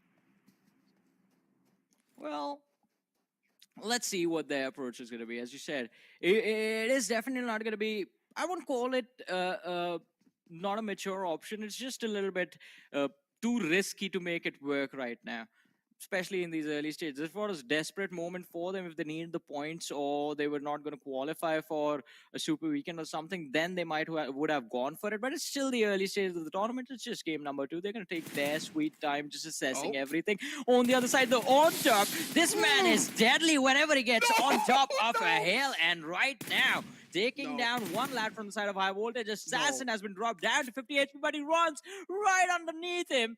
And he manages to survive, but do see Chari in the distance, right on the other side, facing his own teammate. Well, why is he there? So he can take down the other lads from the side of high voltage. And I guess this is a fight that is completely in control of the players of DE. Shots whiffed and another lifeline gifted to the player. High voltage for now. They seem a little safe, but they also need to realize now the wrap-up is also coming in from the side of Deadeye Skies, instantly wrapping up all the way around. High voltage, they're not even getting a single moment of break. For now, though, Deadeye Skies too, I love the approach from their side. Instantly try to wrap around, try to get as many eyes as possible, but Turulov is catching a bit too much hurt. We'll need to back off from that position. And Eve also. Assassin is not a man to screw around with like that. Oh, yeah. The spray was definitely quite iffy, but now it seems like Deadeye's guys will try to take over the players of high voltage with their positioning. Well, let's see. On top, he's going to have to be quite wary of the two lads that are going to be Jiggle and Malik. But in the distance, there were the lads from Godlike Stalwart as well who do have kind of an off angle to this entire fiasco. And I believe they're just going to be keeping an eye on both these teams as to what the players are going to be up to. But on top, that drop right come next on. to Assassin. He has lost so much HP, but Assassin, he knows True Love will also have this angle, and this time he won't whiff. He makes the mistake only once, and you have to capitalize on then. But on top, finding the second for his team as Assassin from the side of High Voltage is going to be dropped as well. Yeah, High Voltage getting dismantled quite well. But Joker, too, we saw him getting taken off quite early. So Deadeye's guys, they only have 3 players to work with. It's a 3-on-2 situation right now against High Voltage. And Deadeye's guys have realized now they have a big man advantage they can rely off of. Mullik in the backlines too. High Voltage do not want to be in the line of sights of the players of Deadeye's guys. They do not want to be in their bad books. So they're just going to try to take an exit from this spot. But there is also a godlike stalwart nearby. And Deadeye's guys, you cannot mess around with a team like that. They are the Flying Dragons of the lobby, which will try to scout you and take you down easily. Deadeye's guys still on a move. They want to have some quick feats, but they also want to get it on top of the high ground once again, and that's what they're trying to opt out for. High ground in Miramar matters quite a lot, especially because of the intel you can gather. Well, but let's see how much intel can they gather for themselves. It is not going to be easy. 16 teams still remaining as we have the 15-minute marker on our screens. 51 players still surviving, trying to kill down to the last player. GSM under some fire from the side of Mapedex, as Wally did in fact try to gun one of the lads down as he was trying to cross the road in that buggy, but he has failed to find the opening for his team, and now he's going to have to reposition. They do have control of this edge. It's just Wally and Leo from the side of Mapedex surviving. Leo on the other side, 300 meters away from his teammate. Now, that is a very interesting thing. What were Mapedex Esports up to? They're playing a 1-1 split this time. I mean, they don't have any other option. And Johnny, the team that won the previous game, TDK, even they themselves have taken big casualty. They only have one less man up and alive. Yeah. To replicate the same sort of performance is definitely going to be next to impossible now. High Voltage Jiggle as well got taken down, and Jiggle is not a man to be afforded to get taken down like that because he's the IGL, but it's not going to matter anymore as Mullik as well will follow up the fray, and that's going to be the first elimination off the game. High Voltage getting taken out on 16th spot. TDK might just be the one to follow it up quickly too, but Jane, he's found himself in the blue, which should buy him a decent amount of time, but the problem is he does not have a lot of meds to rely on. Yeah, it's going to get quite tricky for them. And as you mentioned, not a lot of meds remaining. Jane, just 8 bandages, 2 energy drinks, all that he has left. And he still has to be extremely careful. At least he has those smokes to create pathways if anyone is going to try and gatekeep him. But on the other side, look at their Skylight Gaming against the players of Raw. And this is going to be quite interesting as we do see Mr. Border on the high ground, just trying to keep vision of the opposition, while Nima is going to try and go for a push. Skylight's Gaming. They know there are some players in the lower ground. It's an uphill battle for the players of TRZ. This nade might just seal the deal. Sails in at the perfect place. Might just blow away too, but no. Smokey was able to just get back inside the cover in the nick of time. Smokey not really catching a lot of hurt, but those bullets definitely did catch a bit of flesh. Nima, though, does not want to be in the line of sight anymore, so he's just going to back off. Wants to play things a bit more safe. Spots out a player way too far away. AJ now doing the same thing, just raining down bullets underneath. But they do realize there's another threat lingering in the backlines. Well, but let's see when the action is going to commence. Skylight Gaming on our screens, just keeping things in check for the moment. As you mentioned, the threat that lies behind them, it is going to be quite interesting to see how they're going to approach it. But priority number 1 at this moment is just gatekeep the players of Raw from entering the zone. AJ, he has a very nice flank available, can go a little bit wide, but needs to time it perfectly so that the players of the Warriors do not spot him out. Oh, taking a finish point away from the side of DW as Sinister is going to be picked up by AJ. And look at that. We see the perspective of a third party for the first time, quite clearly, in fact, as the players of A1 Esport do go for a charge on the players of DW. And while all of that was happening, Skylight Gaming was trying to capitalize on that. Ooh, the nade was quite close though. It was a three-pointer indeed, but did not really connect. Delta knows there's a man behind that ridge. Wants to capitalize on that too. Wants to take the man down. Finally spots a really desperate rotation from Galson. Galson is catching a lot of bullets and finally will be blown away from the Weekle. Snipe YT2 trying to wrap around from the other side of the mountain. But is he going to be able to get away? The answer is definitely going to be no, but now the blue zone's going to start to hurt a lot too. You cannot afford to stay outside the blue anymore. It's going to chunk out a lot of damage. Well, but let's see. Damage is going to be dished out, but will they be able to manage to secure the finish? Killer YT does, in fact, blow up the door. Jane just switching position. Quite a risky spot. That shack is all that he has for cover, and he is going to be outside the zone. He's quite close to the edge, so if he gets too eager to get to safety, he's done. If DRS, they go for a push on that shack, he's done. So basically, you get what I'm trying to say, right? Jane, he has nowhere left to go. All he can try to do is pull off a miracle. If he pulls off a miracle, pulls off this 1v3 against the lads of DRS, then maybe we see T2K make it to the late game stage. But as I say that, the man was baited into stepping out. Well, and this is what you see, some great tactics from some great teams. Are you talking about DRS or Train to Kill right there? Or not Train to Kill, but just Jane in general? I mean, for Jane over there to survive, I mean, he didn't need a gun there. He needed a hair part of stick in his hand, all right? So that's the only way he would have survived that. But that's not possible in PUBG. So, yeah, he got taken out easily. So, basically what I'm trying to say is that there was no way out of that situation. Jane was done. It was a gone case. But Deadeye's guys eyeing out the players that got like Stalwart. 3 players in the front. Turulov knows exactly what's going on. Stalwart now in a desperate move or in a desperate hurry to try and make a rotation. 1 player's caught out in the open. Pika might just go down, but somehow he's able to stay alive, but not for long. Pika instantly gets taken down. Deadeye's guys now on a move. They want to capitalize on this knockout.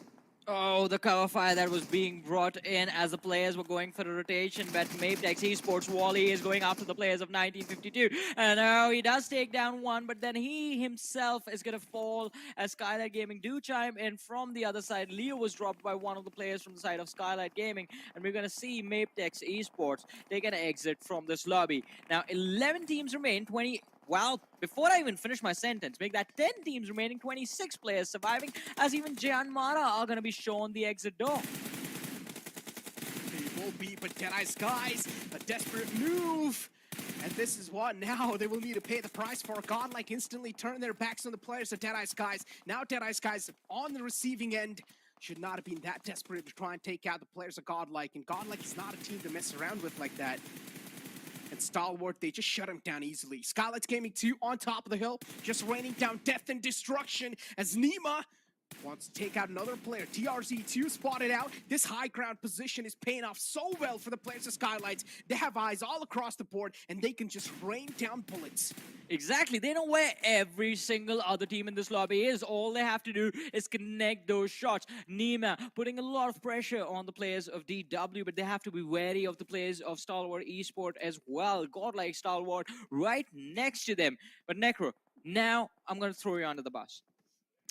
Who do you think will get the chicken in this game? Who do I think will get the chicken? Yeah, I we mean, didn't come make on. prediction before the game. Stalwart Esports. It's Stalwart Esports. Come on, like, without a doubt, they still have 3 players. You always gotta count them in. Even the 1 player short, it's not gonna matter. It's godlike Stalwart. I mean, the name suits them. They are godlike, and they are Stalwart itself. So it makes a lot of sense. But the Warriors now from the back. Oh. Skylights Gaming is just raining down terror on every single team in the lobby. Now TRZ is in the clothesline. Smokey wants to avoid all sort of eyes onto himself, but Skylights Gaming, all that matters is the info, and they've got plenty of it. Well, as you said, they have plenty of information about the positioning of the opposition, but all we are waiting for is the moment when these lads are going to step down from this mountain, because that is when they have to handle all the pressure being on the lower ground themselves. They do have a little bit of time because the blue zone is still closing in, but it's getting quite close, too close for comfort. 6 finishes already secured by the players of Skylight Gaming, and I believe before they step down, they want to make sure that Raw and DW are dealt with, Because if you go for a fight against the players of WIZZES Club, well, we'll talk about that later. As Raw, we did see a charge coming in right there on AJ, but AJ finding the opening was able to take the lad down. But from the rear comes another threat that no one from the side of Skylight Gaming anticipated. It's the lad from 1952, and it is going to be a 1v1 situation as Nima all of a sudden is going to be the last player surviving for his team. But from the flank, his opposition does not see him, and Nima, he strikes takes a shot. The damage has been dished out. The 1v1, he goes down. Skylight Gaming in an instant have been taken out and shown the exit. What a fight. What a blunder. What a turnaround of emotions. How does he win that fight? Skylight Gaming had all sort of advantage in that moment, but they still somehow mess it up. A big blunder from the side of Skylight Gaming, and that should affect a big time for their mentality as well. Skylight Gaming were looking unstoppable with the amount of info they had to capitalize with, but somehow they messed it up. Godlike Stalwart now with the lower ground, but they have 3 players up. They have the man advantage inside the lobby. DRS is up top too, with including the players in 1952. How is this going to be played out? DRS there, and now we know right here, pulling something off might just be quite miraculous against the players of Stalwart Esports. 3 players in the front. 1952 definitely will start a sweat as soon as they realize that Godlike Stalwart is the one knocking the door. Death itself. Oh boy. Devil boy, in fact. Just being an absolute devil destroyer of dreams right there. And ladies and gentlemen, that's a lesson for everyone. Always make sure your rear is clear. Always have a person watching your back, but Necro, I guess you're going to be our new god of predictions from now on, because Stalwart Esports, they're doing really well. 3 players against the individuals remaining from 1952 and DRS, so I guess this game is pretty much theirs. It's already done. I'm gonna just brush it off. It's too easy. But anyways, DRS on our screens. Delta now moving in close. He knows there's someone in the right lines too. He did see a lot of, or he did hear a lot of gunshots going in on the right side. Now it's Godlike just peppering down bullets inside the smoke, trying to find that one sweet little mark. And Devil Boy will stand no chance. He will just evaporate in air as Stalwart, well, as I mentioned, their death itself knocking on the doors of these players, of these orgs. And now next is DRS to go down. And that's what exactly is going to happen. Godlike Stalwart sealing the deal on the second game of the day. I mean, before the match started, we were talking about them. This is one of their strongest map, and for them, for Godlike Stalwart to win a chicken, well, it's just easy peasy lemon squeezy. An incredible finish, 9 eliminations secured, 24 points secured as well. A total tally of the placements and the finish points damage dished out was 1108. And even though they were down to 3 players for quite a while, they did adapt very nicely, I have to say. Oh yeah, the adaptation is definitely great. And as I mentioned, man, the first game, it was just purely off of, it's just the first game. Teams are still trying to learn and get used to how the lobbies are going to be looking like inside the upcoming PMPL games or days.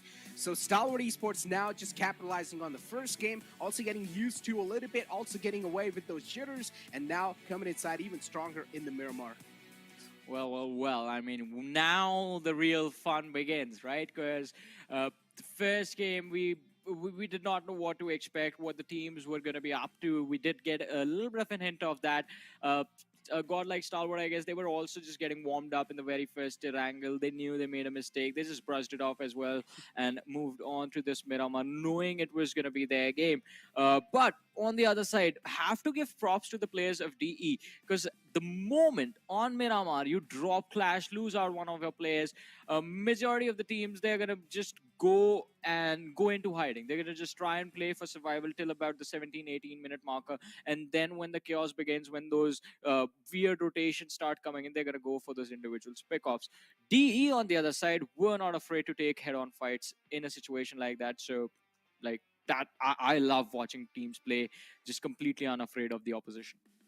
Exactly. I mean, if you are going to be scared, or if you are going to be playing afraid, that means you're not going to be playing your A game. That means you're not going to be playing something you practiced on the offline stages. Instead, you will try to try to pull something off that will be on the fly, that will be on the moment, that will be made with panic. And that's not a way you want to play things in the PMPL. This is high stakes, ladies and gentlemen. Yeah. These are the teams that are here to represent themselves, even in the future lines, even in the international stages. Yeah, but for now, I mean, before we move on to the next match, we're going to be taking a very short break in a bit, ladies and gentlemen. And I hope you guys are enjoying the action because there is a lot more to come. We have 3 more matches left in the day.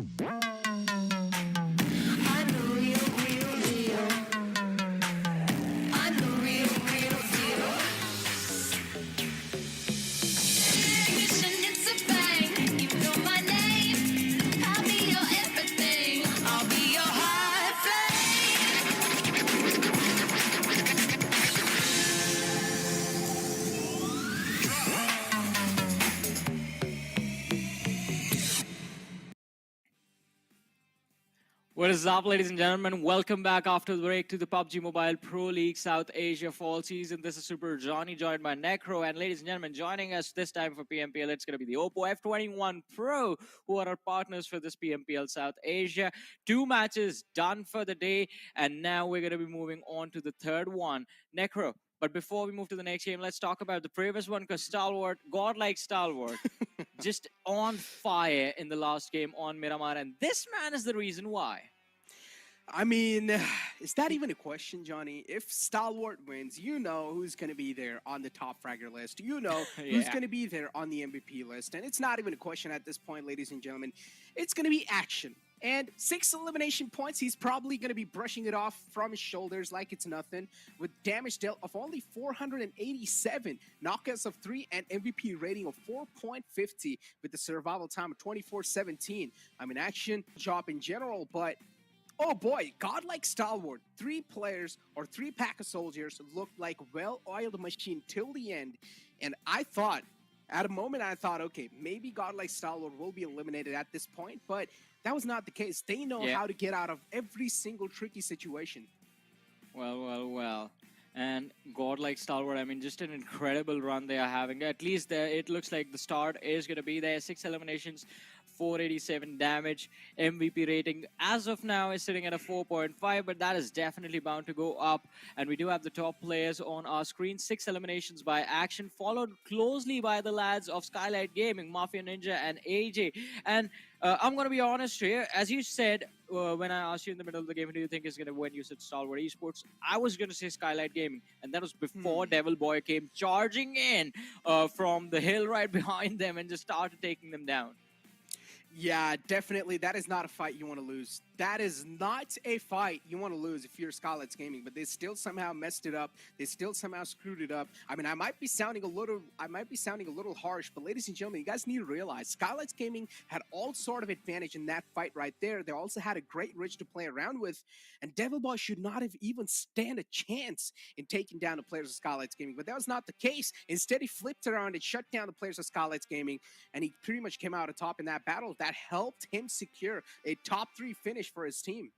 Well, I mean, the finish, the points, they are going to come in quite handy for them as they move forward with their matches of the day and of the tournament as well. But looking at the match summary right there, highest assist. Now, this is where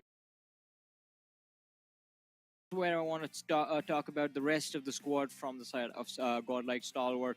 As we did mention at the start of the game as well, you can't talk about this team without mentioning all of them put together. Top coming in with 3 assists for his teammate, as his teammate Action is going to be leading the charge in terms of the highest elimination. Highest healing done on the other side is going to go to Leo from the side of Apex Esports. I want to talk about that for a second, because we do talk about all the action, but we have to talk about the survival instincts. We did see Mapetex in a very tricky situation wherein there were just 2 players remaining, and there were 300 meters, more than 300 meters split up far away from each other, and yet they managed to survive, yet they managed to find the entry inside the zone, and that is what I find quite incredible. I mean, what I found incredible is just the performance from the side of God like Stalwart, I'm just going to keep on praising it because we expected this to come. We expected this to happen, and that's what exactly has happened. They like to start things off on a bang, and they like to start the day off on a bang, and that's what has happened. Even the first game was not the case, but as long as you're able to get a solid performance on the day one, that's all that's going to matter. And Johnny, we've known this for a fact. If you're able to build a base as early as possible, as quickly as possible, then you're going to be a team that will have the less amount of pressure onto yourself. Yeah, definitely. I mean, as that is perfectly put. If you do manage to get the pace in, if you do manage to pick up the momentum in the early stages, that will give you a little bit of a safety cushion. So just in case things go wrong, just in case things do not work out for you, you're unlucky in a game, you get drop clash, you do not find any weapons, and you get taken out in the first 5 minutes. You have the advantage in the number of points that you have. And again, this moment right here. So it was a combination of Skylight Gaming just overcommitting on taking down the players of Raw and also not clearing their backs. Talk about not clearing your backs. I know, Johnny, you just got to keep on mentioning it over and over again. And yeah, just because of that, you guys saw what is happening. You always got to make sure your 6 is clear, your rare is clear. And that's what happened. They did not check, and they got easily taken down. But it's okay, Johnny. As we know, it's just the first few games of the day. It's just the first day of the tournament. It's maybe if you're not able to do that great in the first day, you still have a lot more days to go. But as we know, the pressure is going to keep on building up on you. And Skylights Gaming recently, they've not been looking that great. Yeah, I mean, they have been, their momentum has slowed down.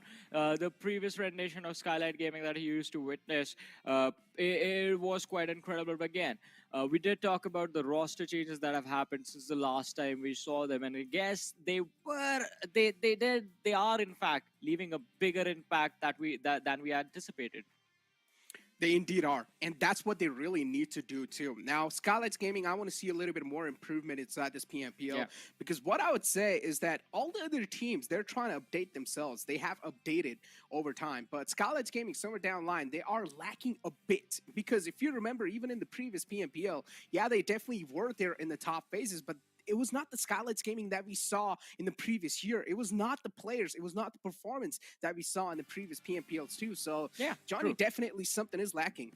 Yeah, I completely agree with that. Something is lacking, but I guess even they are looking for answers because there are those moments of brilliance right in this game. The moment when we saw them take control of the high ground, just picking off every single team, every single individual they were seeing down below, and just being the biggest, baddest threat inside of the game for a few short moments. They managed to dish out 2,000 damage and secure 8 finishes in doing so. So this wasn't a bad game, but Skylight Gaming, they have to be consistent in the rest of the matches.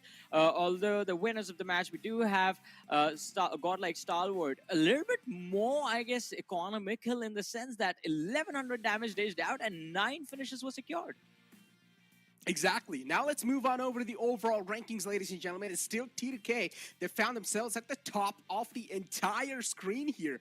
Godlike Stalwart, though, right underneath the players or right underneath the team of T2K, lacking only 1 more point. And if they get 1 more point in the upcoming games, they will pretty much topple over the players of T2K as well. DRS on the 3rd spot. DRS, burning torch of consistency. DRS is a perfect example of staying under the radar and doing consistent.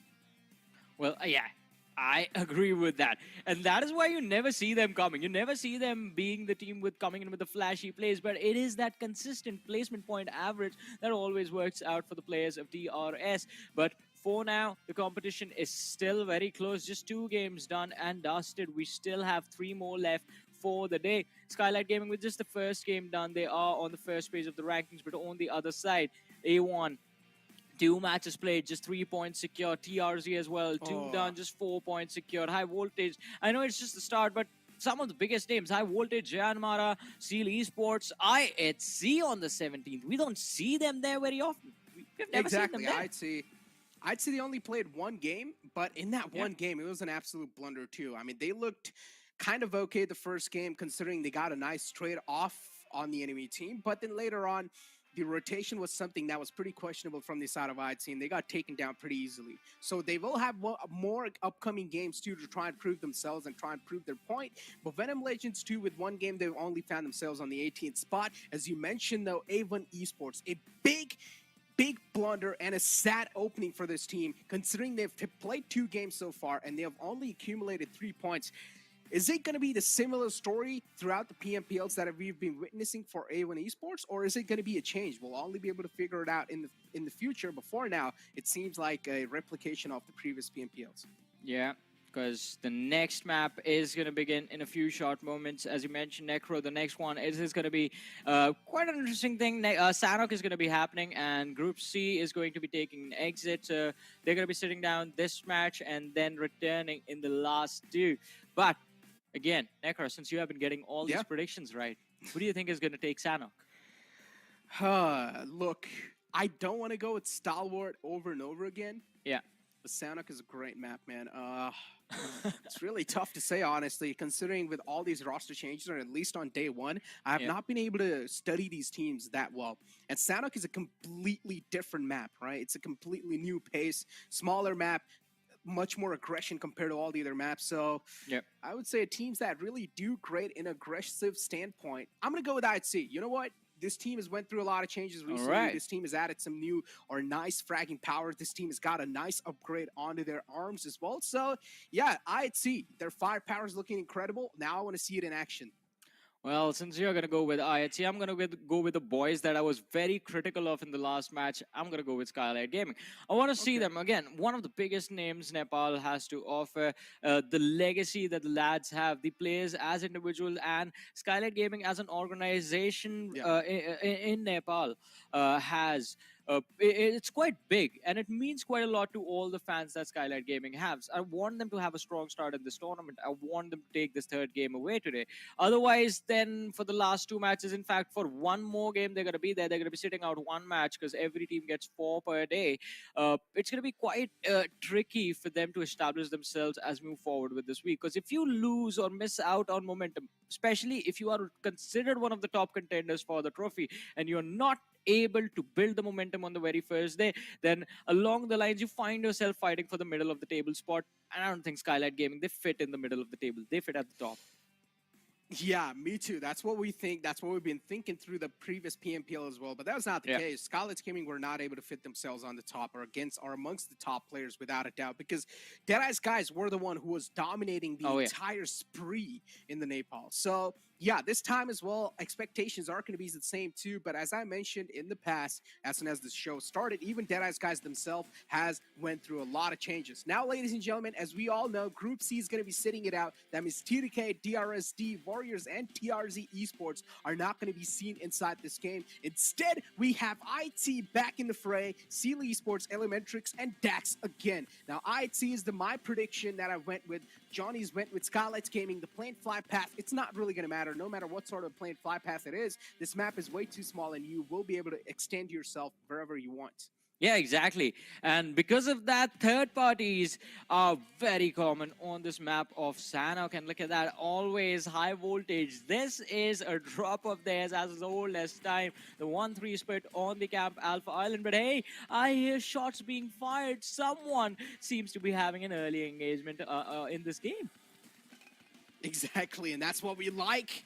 This is what is expected from Sanhok, ladies and gentlemen, as A+B+C+D Esports all the way down south, 1952 to around that similar vicinity, as we have Elementrix 2 on the left side now, slowly and steadily moving in towards that drop location. Stacks as well near Pine End, or in Pine End, we have the players of Raw. One team representing a complete new banner is Maptex Esports, and they're currently near Pine End. We might just see a little drop clash between them and even Raw, and that's what the case seems like so far. But which one's going to come out on top? So far, we haven't seen any sort of bullets being fired yet. But as soon as these teams, they do start getting complacent around each other, that's going to happen. But Johnny, you got to keep things in mind. Now, Stalwart Esports, they've been looking phenomenal so far. Even TDK, they've been looking phenomenal. TDK is not going to be playing this game, but if these teams start getting way too complacent in the lobby, you start taking the fights you really don't want to. Yeah, you have to always be extra cautious on your toes. Be wary of where you're running and where you're looking. On our screens are the players of Raw Official in the city of Painan. And we did see Maptex on the other side. He just got a level 3 helmet. He's too lucky. I'm never that lucky, Johnny. Yeah. It's the I'm never that first lucky. 2.5 minutes. He already has it. The only time I find a level 3 helmet is in drops. That's it. My luck is just screwed up. Only drops. But yeah, ladies and gentlemen, Raw on our screens, deciding to take things a little passive this time in this fight. Yep. Avon Esports, though, surrounding the players in 1952. I love the placement of this side of Avon Esports, but this is way too early. You're not going to have enough amount of ammunition. You're not going to have enough amount of mets to burn through. So 19 Esports, things might just be a little easier as they found the opening of the players of Avon Esports. The player was quite open. What was Hitman thinking? Yeah, exactly. Hitman went for the high ground just to keep vision of the opposition, What? but that backfired as 1952 found the opening and have now, in fact, secured the first blood of the game. All of a sudden, the tables have turned, and now 1952 Esports, they hold all the cards. For the game. But again, keep this in mind, ladies and gentlemen. Bad can always be transitioned into good. And there is a chance Avon Esports might just flip things around. We've seen a lot of flipperoos inside this day. And there's definitely a chance we might see another one. It's a 3-on-4 situation, 1952. Dante's position is going to be quite crucial.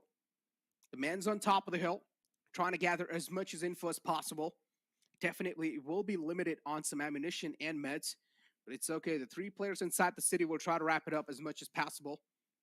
Sinister in the front lines, Koa 2 in the back, Gajor on the right lines. Avon Esports definitely want to just completely engulf the players of 1952, but one man short. Talk about nullifying things. This threat is definitely not being nullified yet.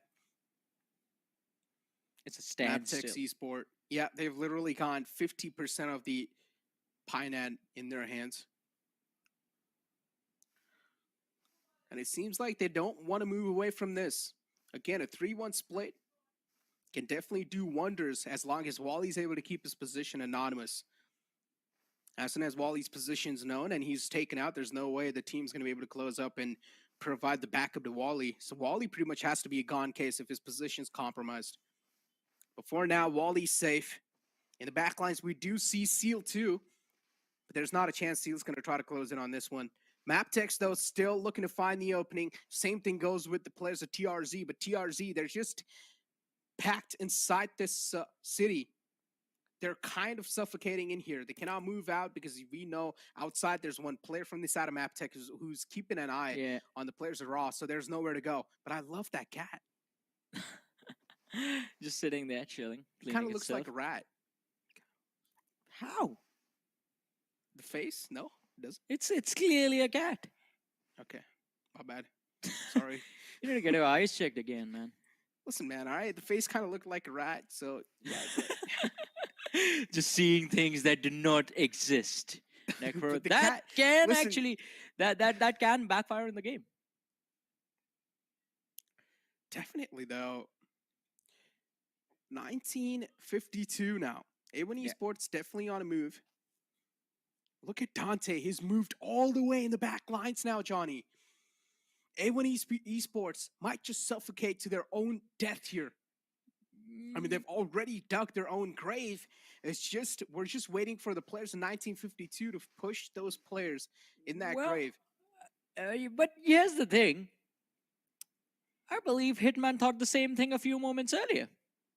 No, but And Dante is actually prone over there. Hitman was just running on top of those rocks. So yeah, there's a difference, Johnny. He's eventually going to have to get up to try and take those shots if he wants to force a fight against the players of A1 Esports. And 1952, they're going to have to close in the distance if they want to collapse and finish off A1 and get this fight done with. Because eventually they are on the edge of the circle. The circle is going to move away. They're going to have to move out and all of that is going to happen. But before that, they need to finish and close this fight. So if Dante is just going to be holding the higher ground, it's just going to be closing out the escape routes for the side of A1 Esports, making sure they do not run away from this entire situation. The other 3 lads are going to be the one that are going to be forcing or in fact pushing on the players of A1 Esports on the low ground. That means the 4v3 that was supposed to happen has just been cut down to a 3v3. Oh boy, this camping is definitely Oh yeah, quite long lasting. It camping makes a lot simulator. of sense too, Johnny. I mean, why do you want to take unwanted risk? Instead, you can just wait out patiently and wait for the enemy to make move and run out of patience. Yeah. 1952, they realized they have a man advantage, so maybe they can be a little bit more impatient and it can be slid under the radar unless one silly mistake can give it away. Dante on top of the hill is trying to gather as much as intel as possible. A1 Esports doing a great job keeping their position anonymous, so 1952 is just left guessing. Well, they are going to be left guessing, and I think they're not going to be. They won't be required to just keep the players of A1 Esports pinned down, because with how Sinister is just holding on to this position, I think he just has drawn the attention of the players of 1952 upon himself, allowing his teammates to take the western edge of the city. So if 1952 get distracted with a push on that one individual, the other two players will have an opportunity to just escape and play for placement points in the later stage of the match. And sometimes even surviving can be very important. Survival is the most important thing, especially on a map like Sanhok, wherein eventually you're going to find yourself in a situation where you only have one option, and that is heal battle. And I think so that is one of the best things you can do if you found yourself in one of the worst spots possible. Heal battle is literally free points. And they're just waiting for you to accumulate. Slipknot inside the building. His building is getting bombarded with all sort of utilities, but he has DBS in the hands, and you do not want to walk in the line of sight, or you do not want to walk in the fire of DBS. One single bullet will be done. So DBS is always one of the most deadliest weapon inside the game, especially inside close quarters, and especially inside Sanhok. If you remember, Johnny, we've always seen that one player from the side of IHC just using that DBS till the end game moments. Yeah. If I'm not wrong, it's Zal, who is just running around with a DBS, taking down players in the front. That meta is something that everyone really does want to see in action. A1 Esports just got a little glimmer off the player in the front. Entry really does want to move around the house. And now 1952, finally, they're getting way too desperate to take down the players in the front. Slipknot's position might just be compromised. Entry is running out in the open, wants to bait out a couple of shots, but A1 Esports is not falling for that. I mean, it is just for a split second, but he's running in and out of the line of fire, and Koi is just waiting for the opportunity for Entry to reveal himself, but Sineste is going to be under heavy fire as three players from the side of A1 Esports. They do manage to run into his compound. It is going to be a 1v3 that the man will have to pull off if he wants to survive. And, well, they are going to climb up the stairs. He's cooking up the nade. It's going to be lob, but it does. It gets the knock out of nowhere.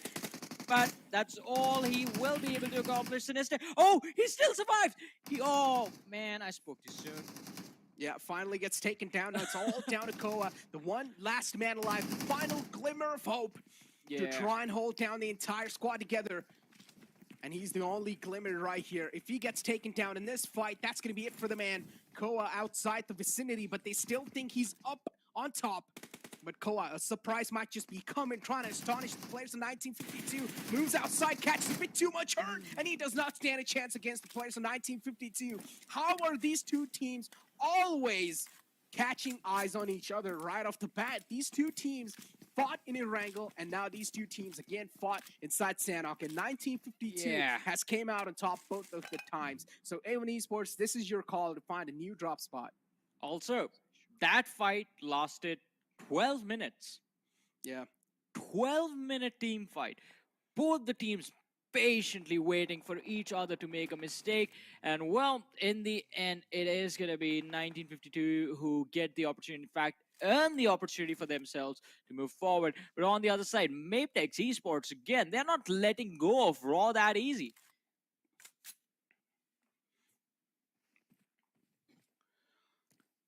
All right, so you're just scouting out the grounds. Definitely knew, though, there is danger. Nice shots connected, WIZZES. But they're instantly going to fall back now.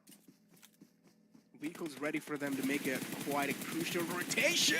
IC, though, wraps around from the back lines. Will shut down two players. WIZZES just unknown.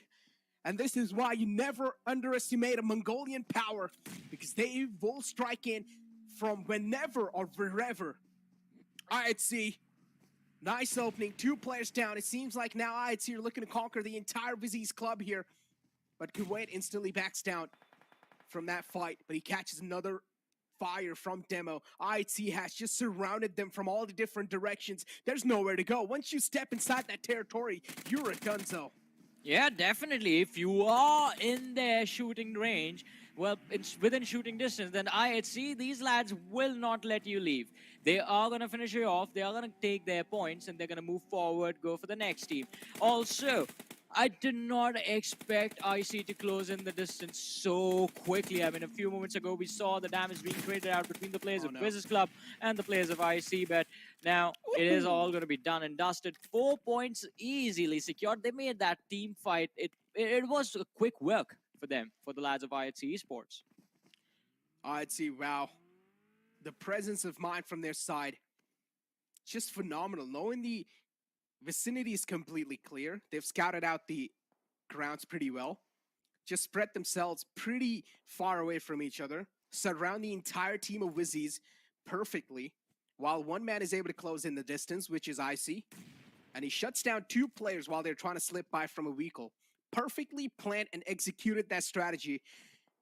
And you can only expect something like that from teams like Godlike Stalwart and IHC. These 2 teams, of course, with insane amount of experience.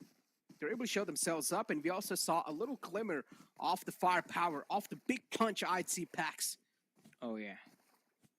And on the other side, we do have Mapetex again on our screen. Start the game from Painan, and now finally, 15 minutes after they dropped on this map, they decide to leave the city. They finally decided to move on as a team, and it's going to be quite interesting to see where, in fact, they are headed, and in fact, where are they going to go now? Because on the high ground right in front of them are the players of IHC who are lining themselves up. In the rear are the players of Godlike Stalwart. So Mapetex Esports, it's not going to be easy rotation for them anytime soon.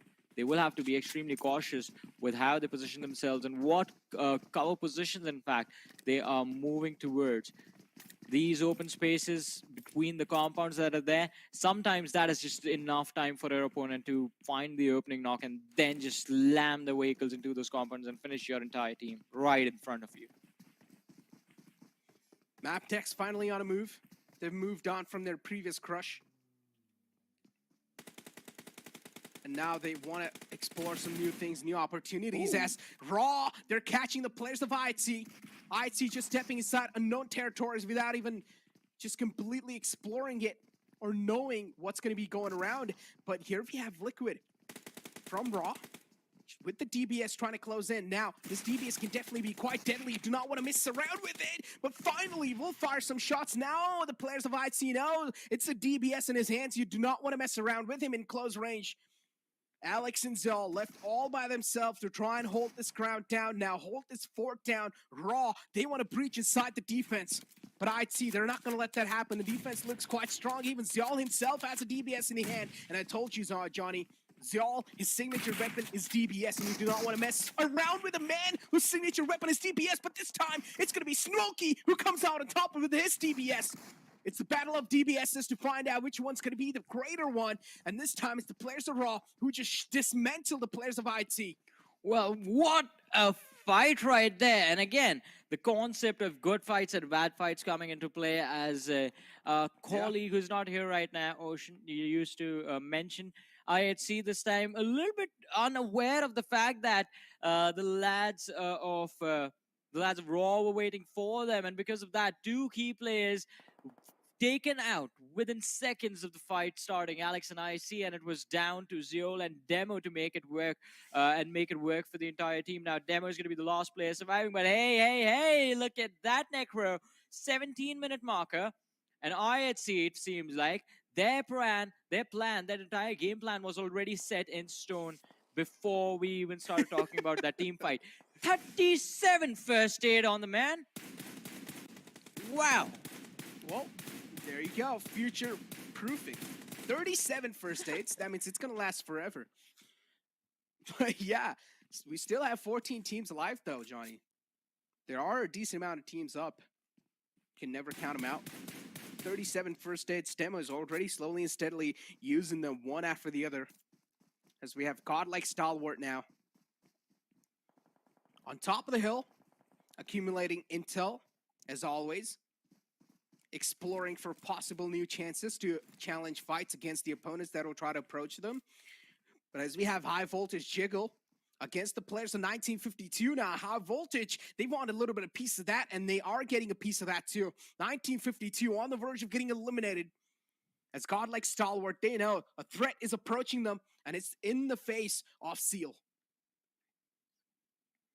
Well, let's see. Seal Esports again. All the big teams just being completely complacent with checking their surroundings, and oh, one more goes down. The DBS action not slowing down anytime soon from the side of Raw, but in case he has to go for the revives really, really quickly. Slipknot is the first man arriving to get himself back up, to get himself raised from, well, the almost dead at least. And Raw Esports, they do manage to survive, all thanks to those DBSs that they have, I guess. Oh boy. It's like a new meta in Sanhok now. Just DBS all over the place. VENOM Legends and John Mara crossing each other's eyes. Gunner moving in quite close, jump boosting his way around, making sure Frackboy's not going to hear even an inch of his footstep. Might have heard it now, and yes, they have. Ripson 2 now starting to close in. VENOM Legends, they realize now a threat is way too close for comfort. They cannot stay quiet anymore. Frackboy finds one gunner taken down. Galson as well, moving in close. Galson 2 gets taken down, and what just happened? Table is flipped. VENOM Legend on the verge of getting taken down. No Fear as well is barely surviving on a sliver of health. Now the rest of the pack of VENOM Legend closes in. No Fear, he's feeling all sort of fear now. M4 in the hand, trying to shut down the players in the front, but a bit too close for comfort. VENOM Legend will put the final nail in the coffin.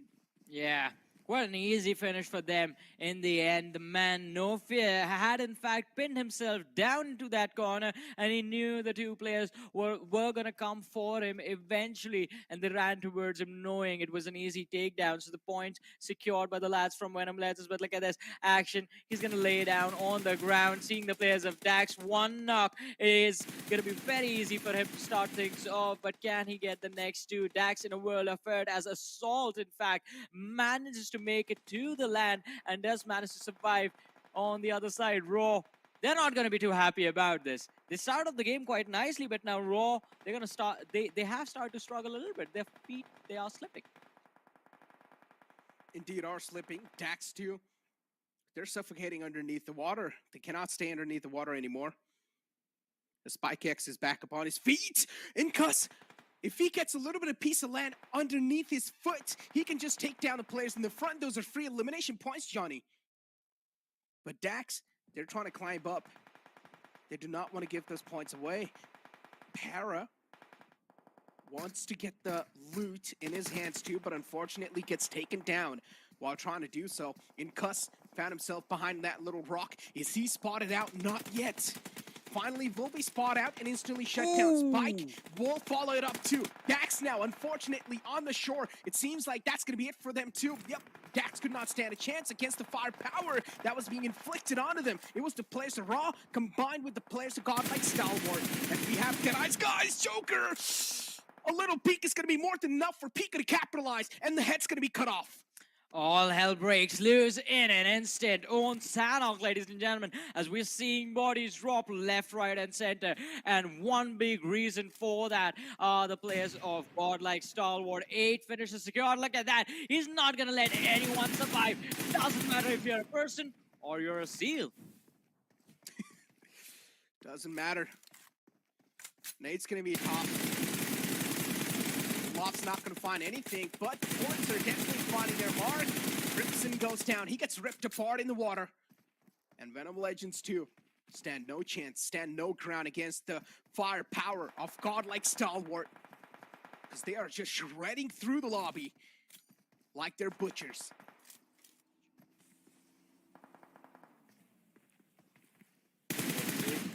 How this game is going to come to its eventual conclusion.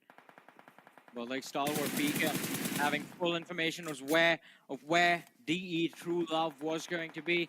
An easy knock secured, but now Godlike Stalwart, they're going to have to focus on their own rotation as Chari has gone for a revive on his teammate Joker, and Joker is going to be back on his feet, but they don't have any breathing room available upon them. If Stalwart Esport, they've made it to the shoreline, but Action is going to get taken down by Joker, who has managed to heal up in the nick of time, joins the team fight, and helps his teammate out a little.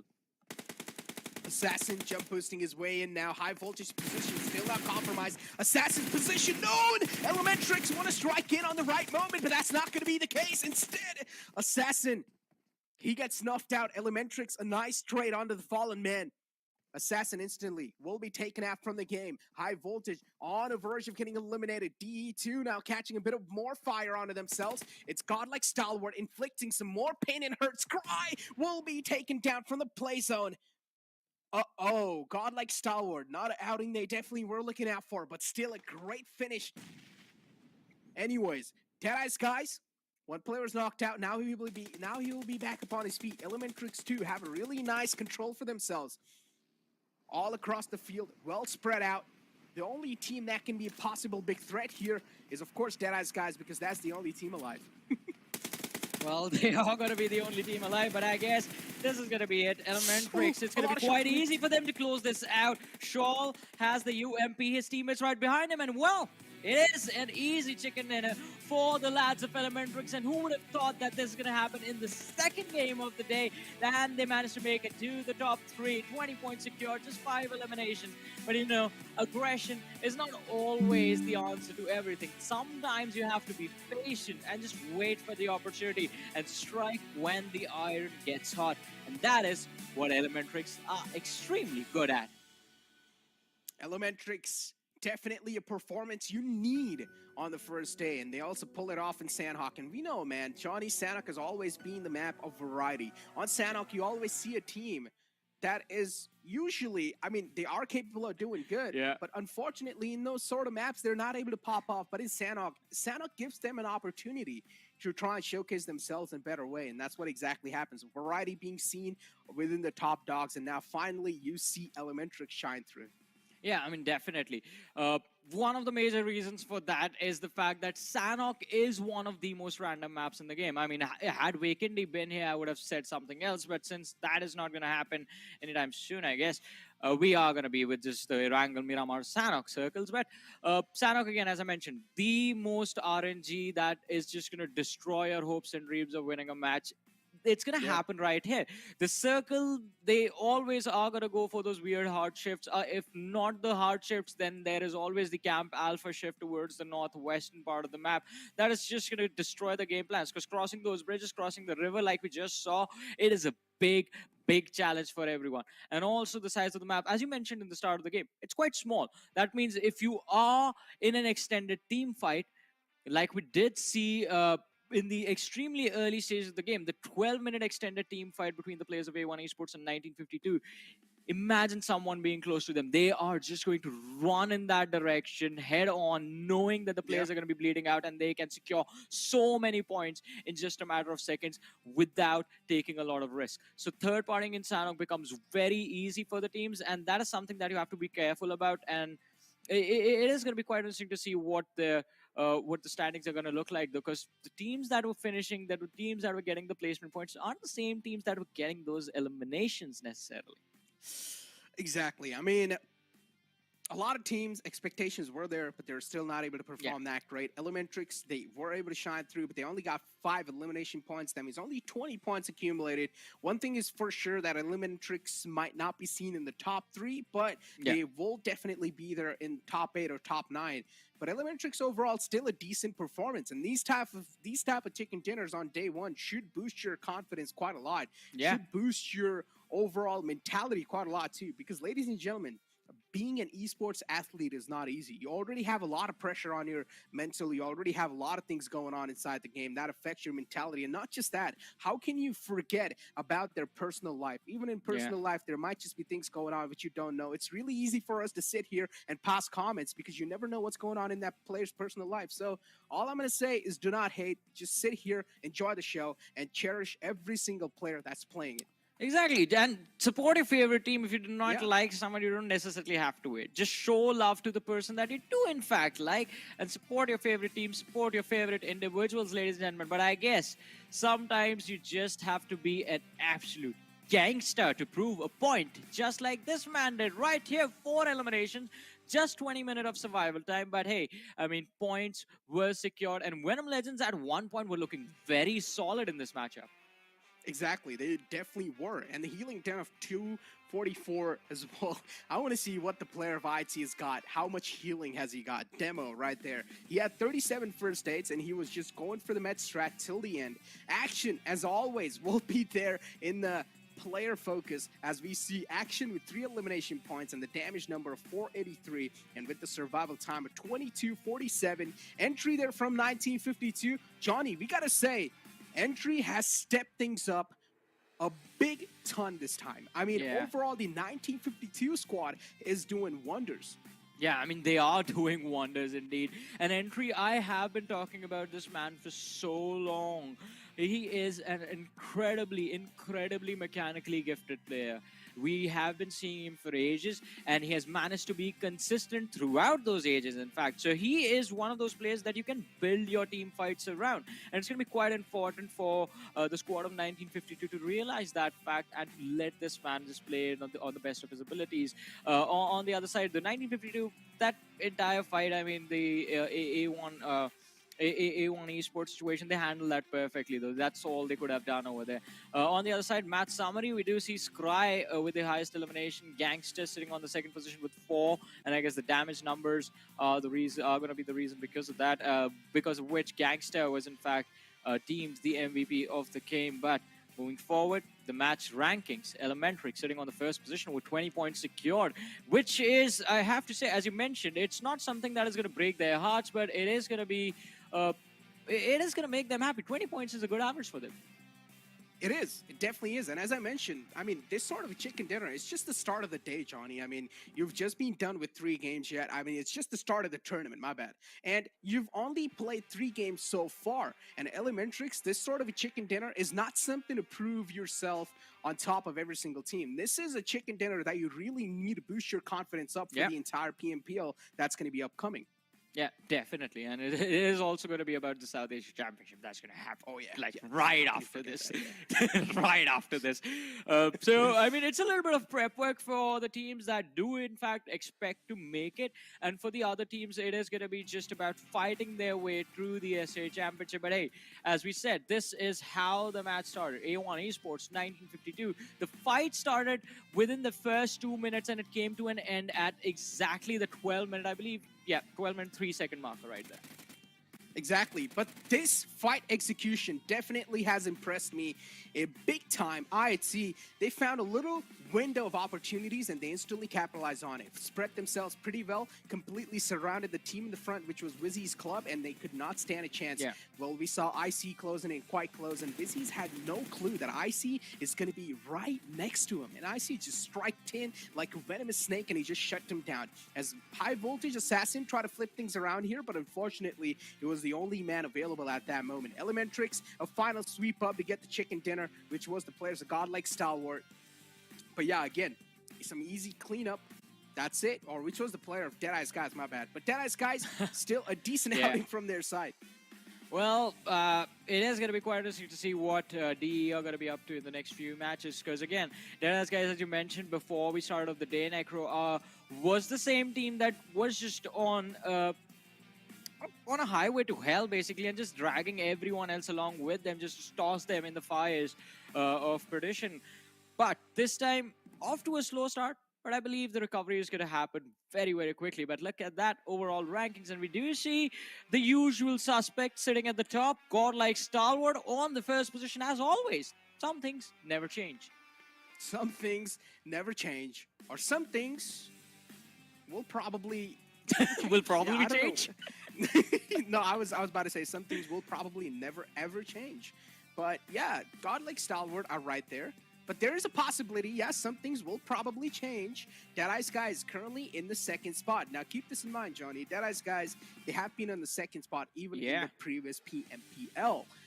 if the similar sort of story is going to be replicating over here, then Deadeye's guys, they will need to start eyeing out for the first spot. I mean, imagine, right? I mean, I was casting PMPL North America in the past, and I remember these words Hot Jukes always used to say. He used to say the second team is way much more mad than the team that is last. Yeah. Because you have everything to lose being on the second spot. You're so close to winning, but you're still not able to get it. I mean, so, you know, there was an analogy that was told to me every single time, like growing up. Everyone remembers who came first. No one is going to remember if you are going to be second. And That is true, yeah. that being a competitive athlete, that stings you. It pokes you every single time you think about it. You look at the standing, you see yourself getting that silver medal instead of the gold, and you want to secure the trophy even more the next time around. For DE, it's going to be the same thing. They want to take on the challenge. They want to prove that they are, in fact, they deserve to be the champions of South Asia. And they do have what it takes as well. So it's just a matter of time before it happens. Yeah. Or maybe sometimes you just got to be a gangster and just steal it. Just like our man Gangster from VENOM Legends. Yeah, exactly. He stole the limelight for that game. But now the rest of the schedule for the day, ladies and gentlemen. 2 more games remain. Miramar and Erangel in front of us. 4th and 5th game, where Group B is going to be sitting it out this time, and Group C will be back in action. Yep, Group B. They are going to be sitting this one out, as I said, and they're going to be back in the last game. Teams from Group A, though, this is going to be their last game for the day. They're not going to be playing the last Erangel. That's going to be there, ladies and gentlemen. But again, Necro, it's time for... Who do you think is going to win that game? Who do I think is going to win? Yeah. Oh, man, stop. Just stop, man. You go first, please. Listen, all right? I've been going first throughout the day. It's your time now.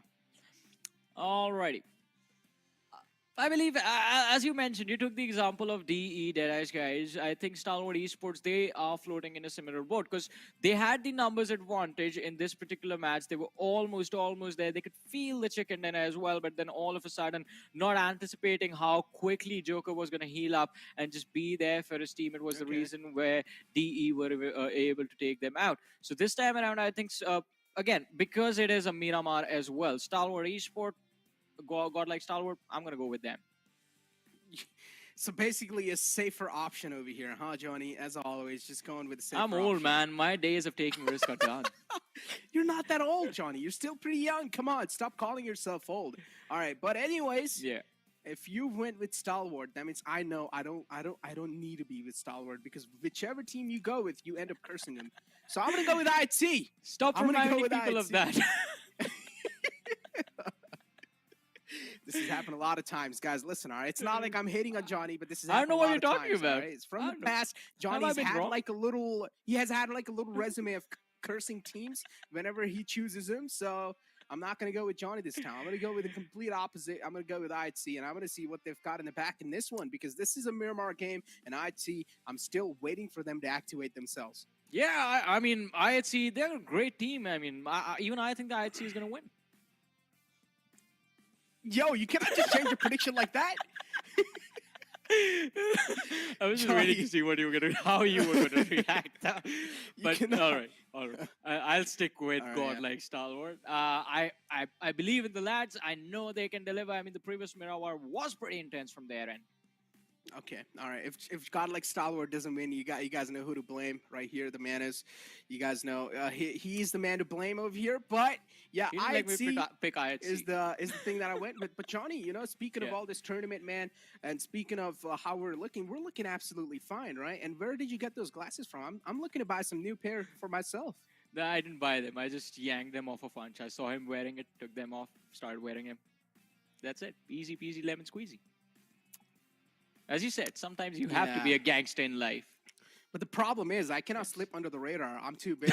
So stealing for me cannot work. But anyways, ladies and gentlemen, enough of the banner. I'm pretty sure the game's going to be starting soon, because this one is going to be Miramar. And here we go. The plane fly path in front of us. And this is going to be the second last game of the day, as Group B is going to be sitting it out this time, and Group C will be back in action. Well, I mean, it is going to be quite interesting. Oh, the plane path again, as you mentioned, quite close to the city of Los Leones. But Also, I feel the exact opposite of what we saw in the last Miramar that we witnessed. So Skylight Gaming, they're just going to go towards La Cabrera, starting the game off of there. But early stages, Dax, an opportunity for redemption presents itself as, again, a collision with Raw is going to happen. But this time, they would like to win this early game fight for themselves.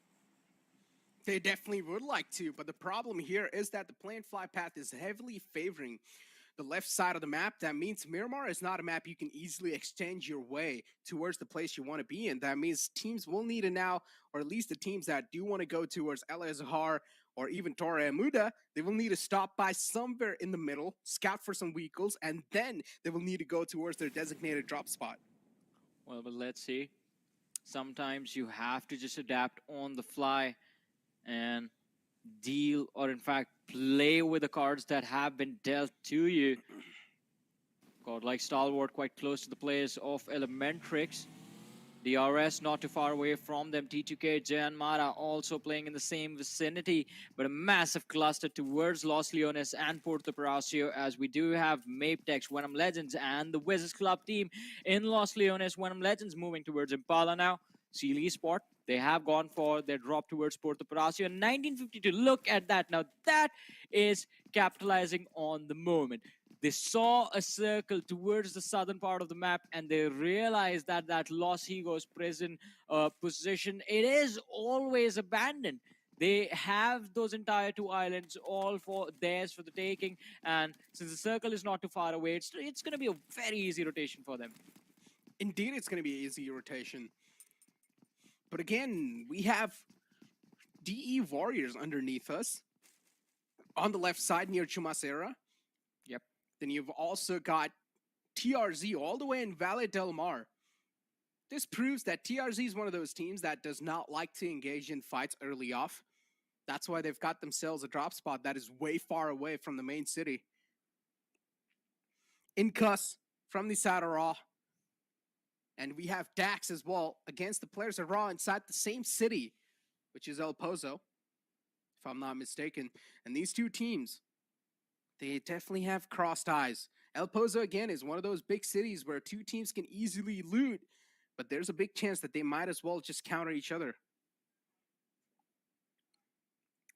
Well, let's see. Dax deciding to back off Swolt. He has quite a lot of distance between him and the players from the side of Raw. Battle God right behind Assault to provide at least some sort of cover fire if the worst comes to worst. But Raw, their plan looks quite similar as well, as we do see Liquid quite far away from his teammates. And he is going to try and close the distance, try and be there for his team as quickly as possible. On the other side, they will have to be a little bit wary of how they're going to move into the circle, because in a few short moments, Skylight Gaming, they're going to be moving south. They did land towards the La Cabrera position, but as soon as they get towards the crater field, and to be a little bit more precise, the southern mountain of the crater field area, Dax and Raw, for them to rotate into the circle, it's going to be a pain if Skylight Gaming make it there.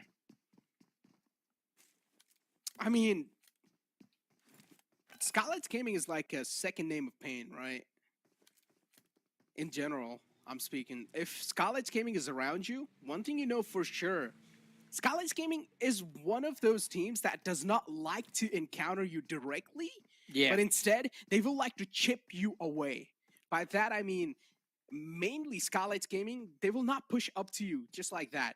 They will first chip you down, they will make you fall on your knees first, and then they will go with their finishing move. Well, let's see. Raw on our screens, having avoided the collision, the drop clash with the players of Dax, are going to be quite happy being allowed to loot for free now in the city of El Pozo. It is going to be completely under their control. Dax on the other side, their neighbors have gone for an early rotation. They've managed to find an easy entry inside of the circle and are moving towards the center, which is going to be quite tricky since Janmara are just smack in the center of the circle, holding on to their position. Mapex Mapex Esport on our screens right now, just looking to exit the city of Los Leones, and this team is not going to be in too much trouble for quite a while in this matchup. They have an urban area that's under that's inside the circle, and it's a massive, massive city. The city of Los Leones. You have uh, a lot of land to work with, a lot of cover available to work with. So you can spend your own sweet time. Just be patient, get the early loot, and then just play for survival, play for points. Let the other teams make mistakes and fight it out. Let the numbers dwindle down, and then capitalize. Johnny, what sort of person are you? Are you a patient person or are you like an aggressive person? IRL, no. In certain games, I tend to be a little too aggressive for my own good. In the other games, like in Battle Royale, you have to understand the objective. It is to survive, and I will do anything to survive. So I'm gonna bait you you're to survive. basically saying that you are a patient person. Yep, Okay. In IRL, you're not. yep. Okay. But we have IC now on our screens as Dax as well. Both of these teams have spotted each other out. Dax, they have a nice 3-1 split as one player's a little far away from them. And while the rest three, they are inside a compound. As long as they're inside the circle and they have a decent compound, that's all that matters. Dax now, they haven't had a good history, but Yeah. they're here to rename the history. They're here to name, or they're here to carve their names on the walls of history, this time inside the PMPL. And hopefully they've learned something from their previous experience. Well, let's see if they can put it to use in this game and secure the win for themselves, because that is what the moment right now needs from this team, needs from the players to secure the win. On the other side, for a second, I thought IHC they were going to get sandwiched between the players of DW, there was DE Warriors, and the players of DAX, because they were rotating and they are still looking to surround the players of DAX and just try and see if they can cut off the rotation for the next zone shift that is going to happen. But now Dax just being completely patient, not letting go of their position. Assault just a little bit further away from his team is going to go on the other side of the ridge, make sure it's going to be clear, and then the entire team is going to start moving out. On the other side, 1952, having gone on a trip towards Los Higos, have finally returned to the main island and are now slowly and steadily moving up north towards the city of Los Leones. Dax here. Again, right now is going to be the phase where you just find yourself a compound, settle it down peacefully, don't really move a lot, and that's what Dax is doing. Scouting out the grounds around them, they've realized they've got a gold mine in their hands, or they've got a golden piece of land in their hands, so they don't really need to give it away like that. TDK on top of this hill. Things looking quite good for them. Unfortunately, in the previous game, though, previous couple of games, TDK definitely have not looked good. But in the first game, they got the chicken dinner, and that's something that is really holding them up on top of the board so far. But they need a banger of a performance yet again. Well, you do need, as you mentioned, a banger of a performance. They do need it before the day comes to an end. Otherwise, they're going to have to wait till tomorrow to make it happen. And once again, a reminder, ladies and gentlemen, 5 matches today. This is match number 4 of PMPL South Asia. Day number 1, the second last game of the day. T2K Legend just moving around quite nicely with his buggy, just traversing the terrain, trying to see if he could spot someone out. We do have the first airdrop on our screens with the AUG, the level 3 kit is going to be there, the vest, the backpack, and the helmet, along with the 8X. So the AUG on Miramar, well, we did see it in action in the first match in the hands of an individual, but the 8X does become quite important because, after all, we do see a lot of sniping and DMR action on this particular map. It is going to be quite open the entire time you're going to be playing out in the desert. Legend, I guess he did take a few shots from the opposition while he was just trying to clear out the positions, but now he has decided to back off. They indeed have. TDK now. All 4 players up and alive. So far, we haven't witnessed a single piece of action, but finally, as I say that, we finally do see an elimination following it up on the board. One player's knocked out. Legend as well is taken down a bit low, as Laser's going to be able to get away with his life in one piece. TDK, they really wanted to take him down, but unfortunately, the Weekle's going to be a little quick. Laser, though, now is finally being pinned behind that buggy, has nowhere to go. Sundash has got his sight locked on the player. He's quite low, too, but he needs to patch himself up, and that's what he's going to do. Patches himself up, back on 70% HP. But Laser, he's not safe just yet. That buggy's not going to provide him that good of a cover. Yeah. Well, Laser's just a sitting duck at this point, not a Laser anymore. As it is just not a question of if it's going to happen. It is a question of when will this man be taken out. But Sandesh, he is backing off as the rest of the squad from the side of VENOM Legends. We're moving in from the rear. Laser is finally going to be dropped to his knees. And since we do know the rest of the team of VENOM Legends is going to be quite far away from him, the chances of him getting a revive, they're going to be none too slim. But let's see. TRZ, Mamba knocked out. Atomic is going to smoke off from where he's going to go, from how he's, from the rotation that he's going to take towards his team. But ESPORTS, they move in a little bit too quickly. And TRZ, I guess, they are just going to lose more bodies in this team fight. Indeed, well, TRC still, though, on a move, out in the open. They've spotted out the players of Seal.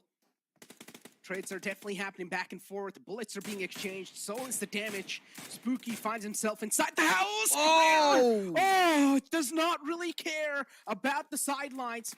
This is where the team synergy is a little lacking. The communication problems was not really able to communicate that properly. And what an opening from the side of Seal. This is the window of opportunity Seal really needed to capitalize on. And it's being given away now as Rare will be taken down. Mad Cat might just be the next to follow it up, but Kese will step away. Well, right in the nick of time, he managed to save himself. TRZ, they're going to be down to the last two remaining players.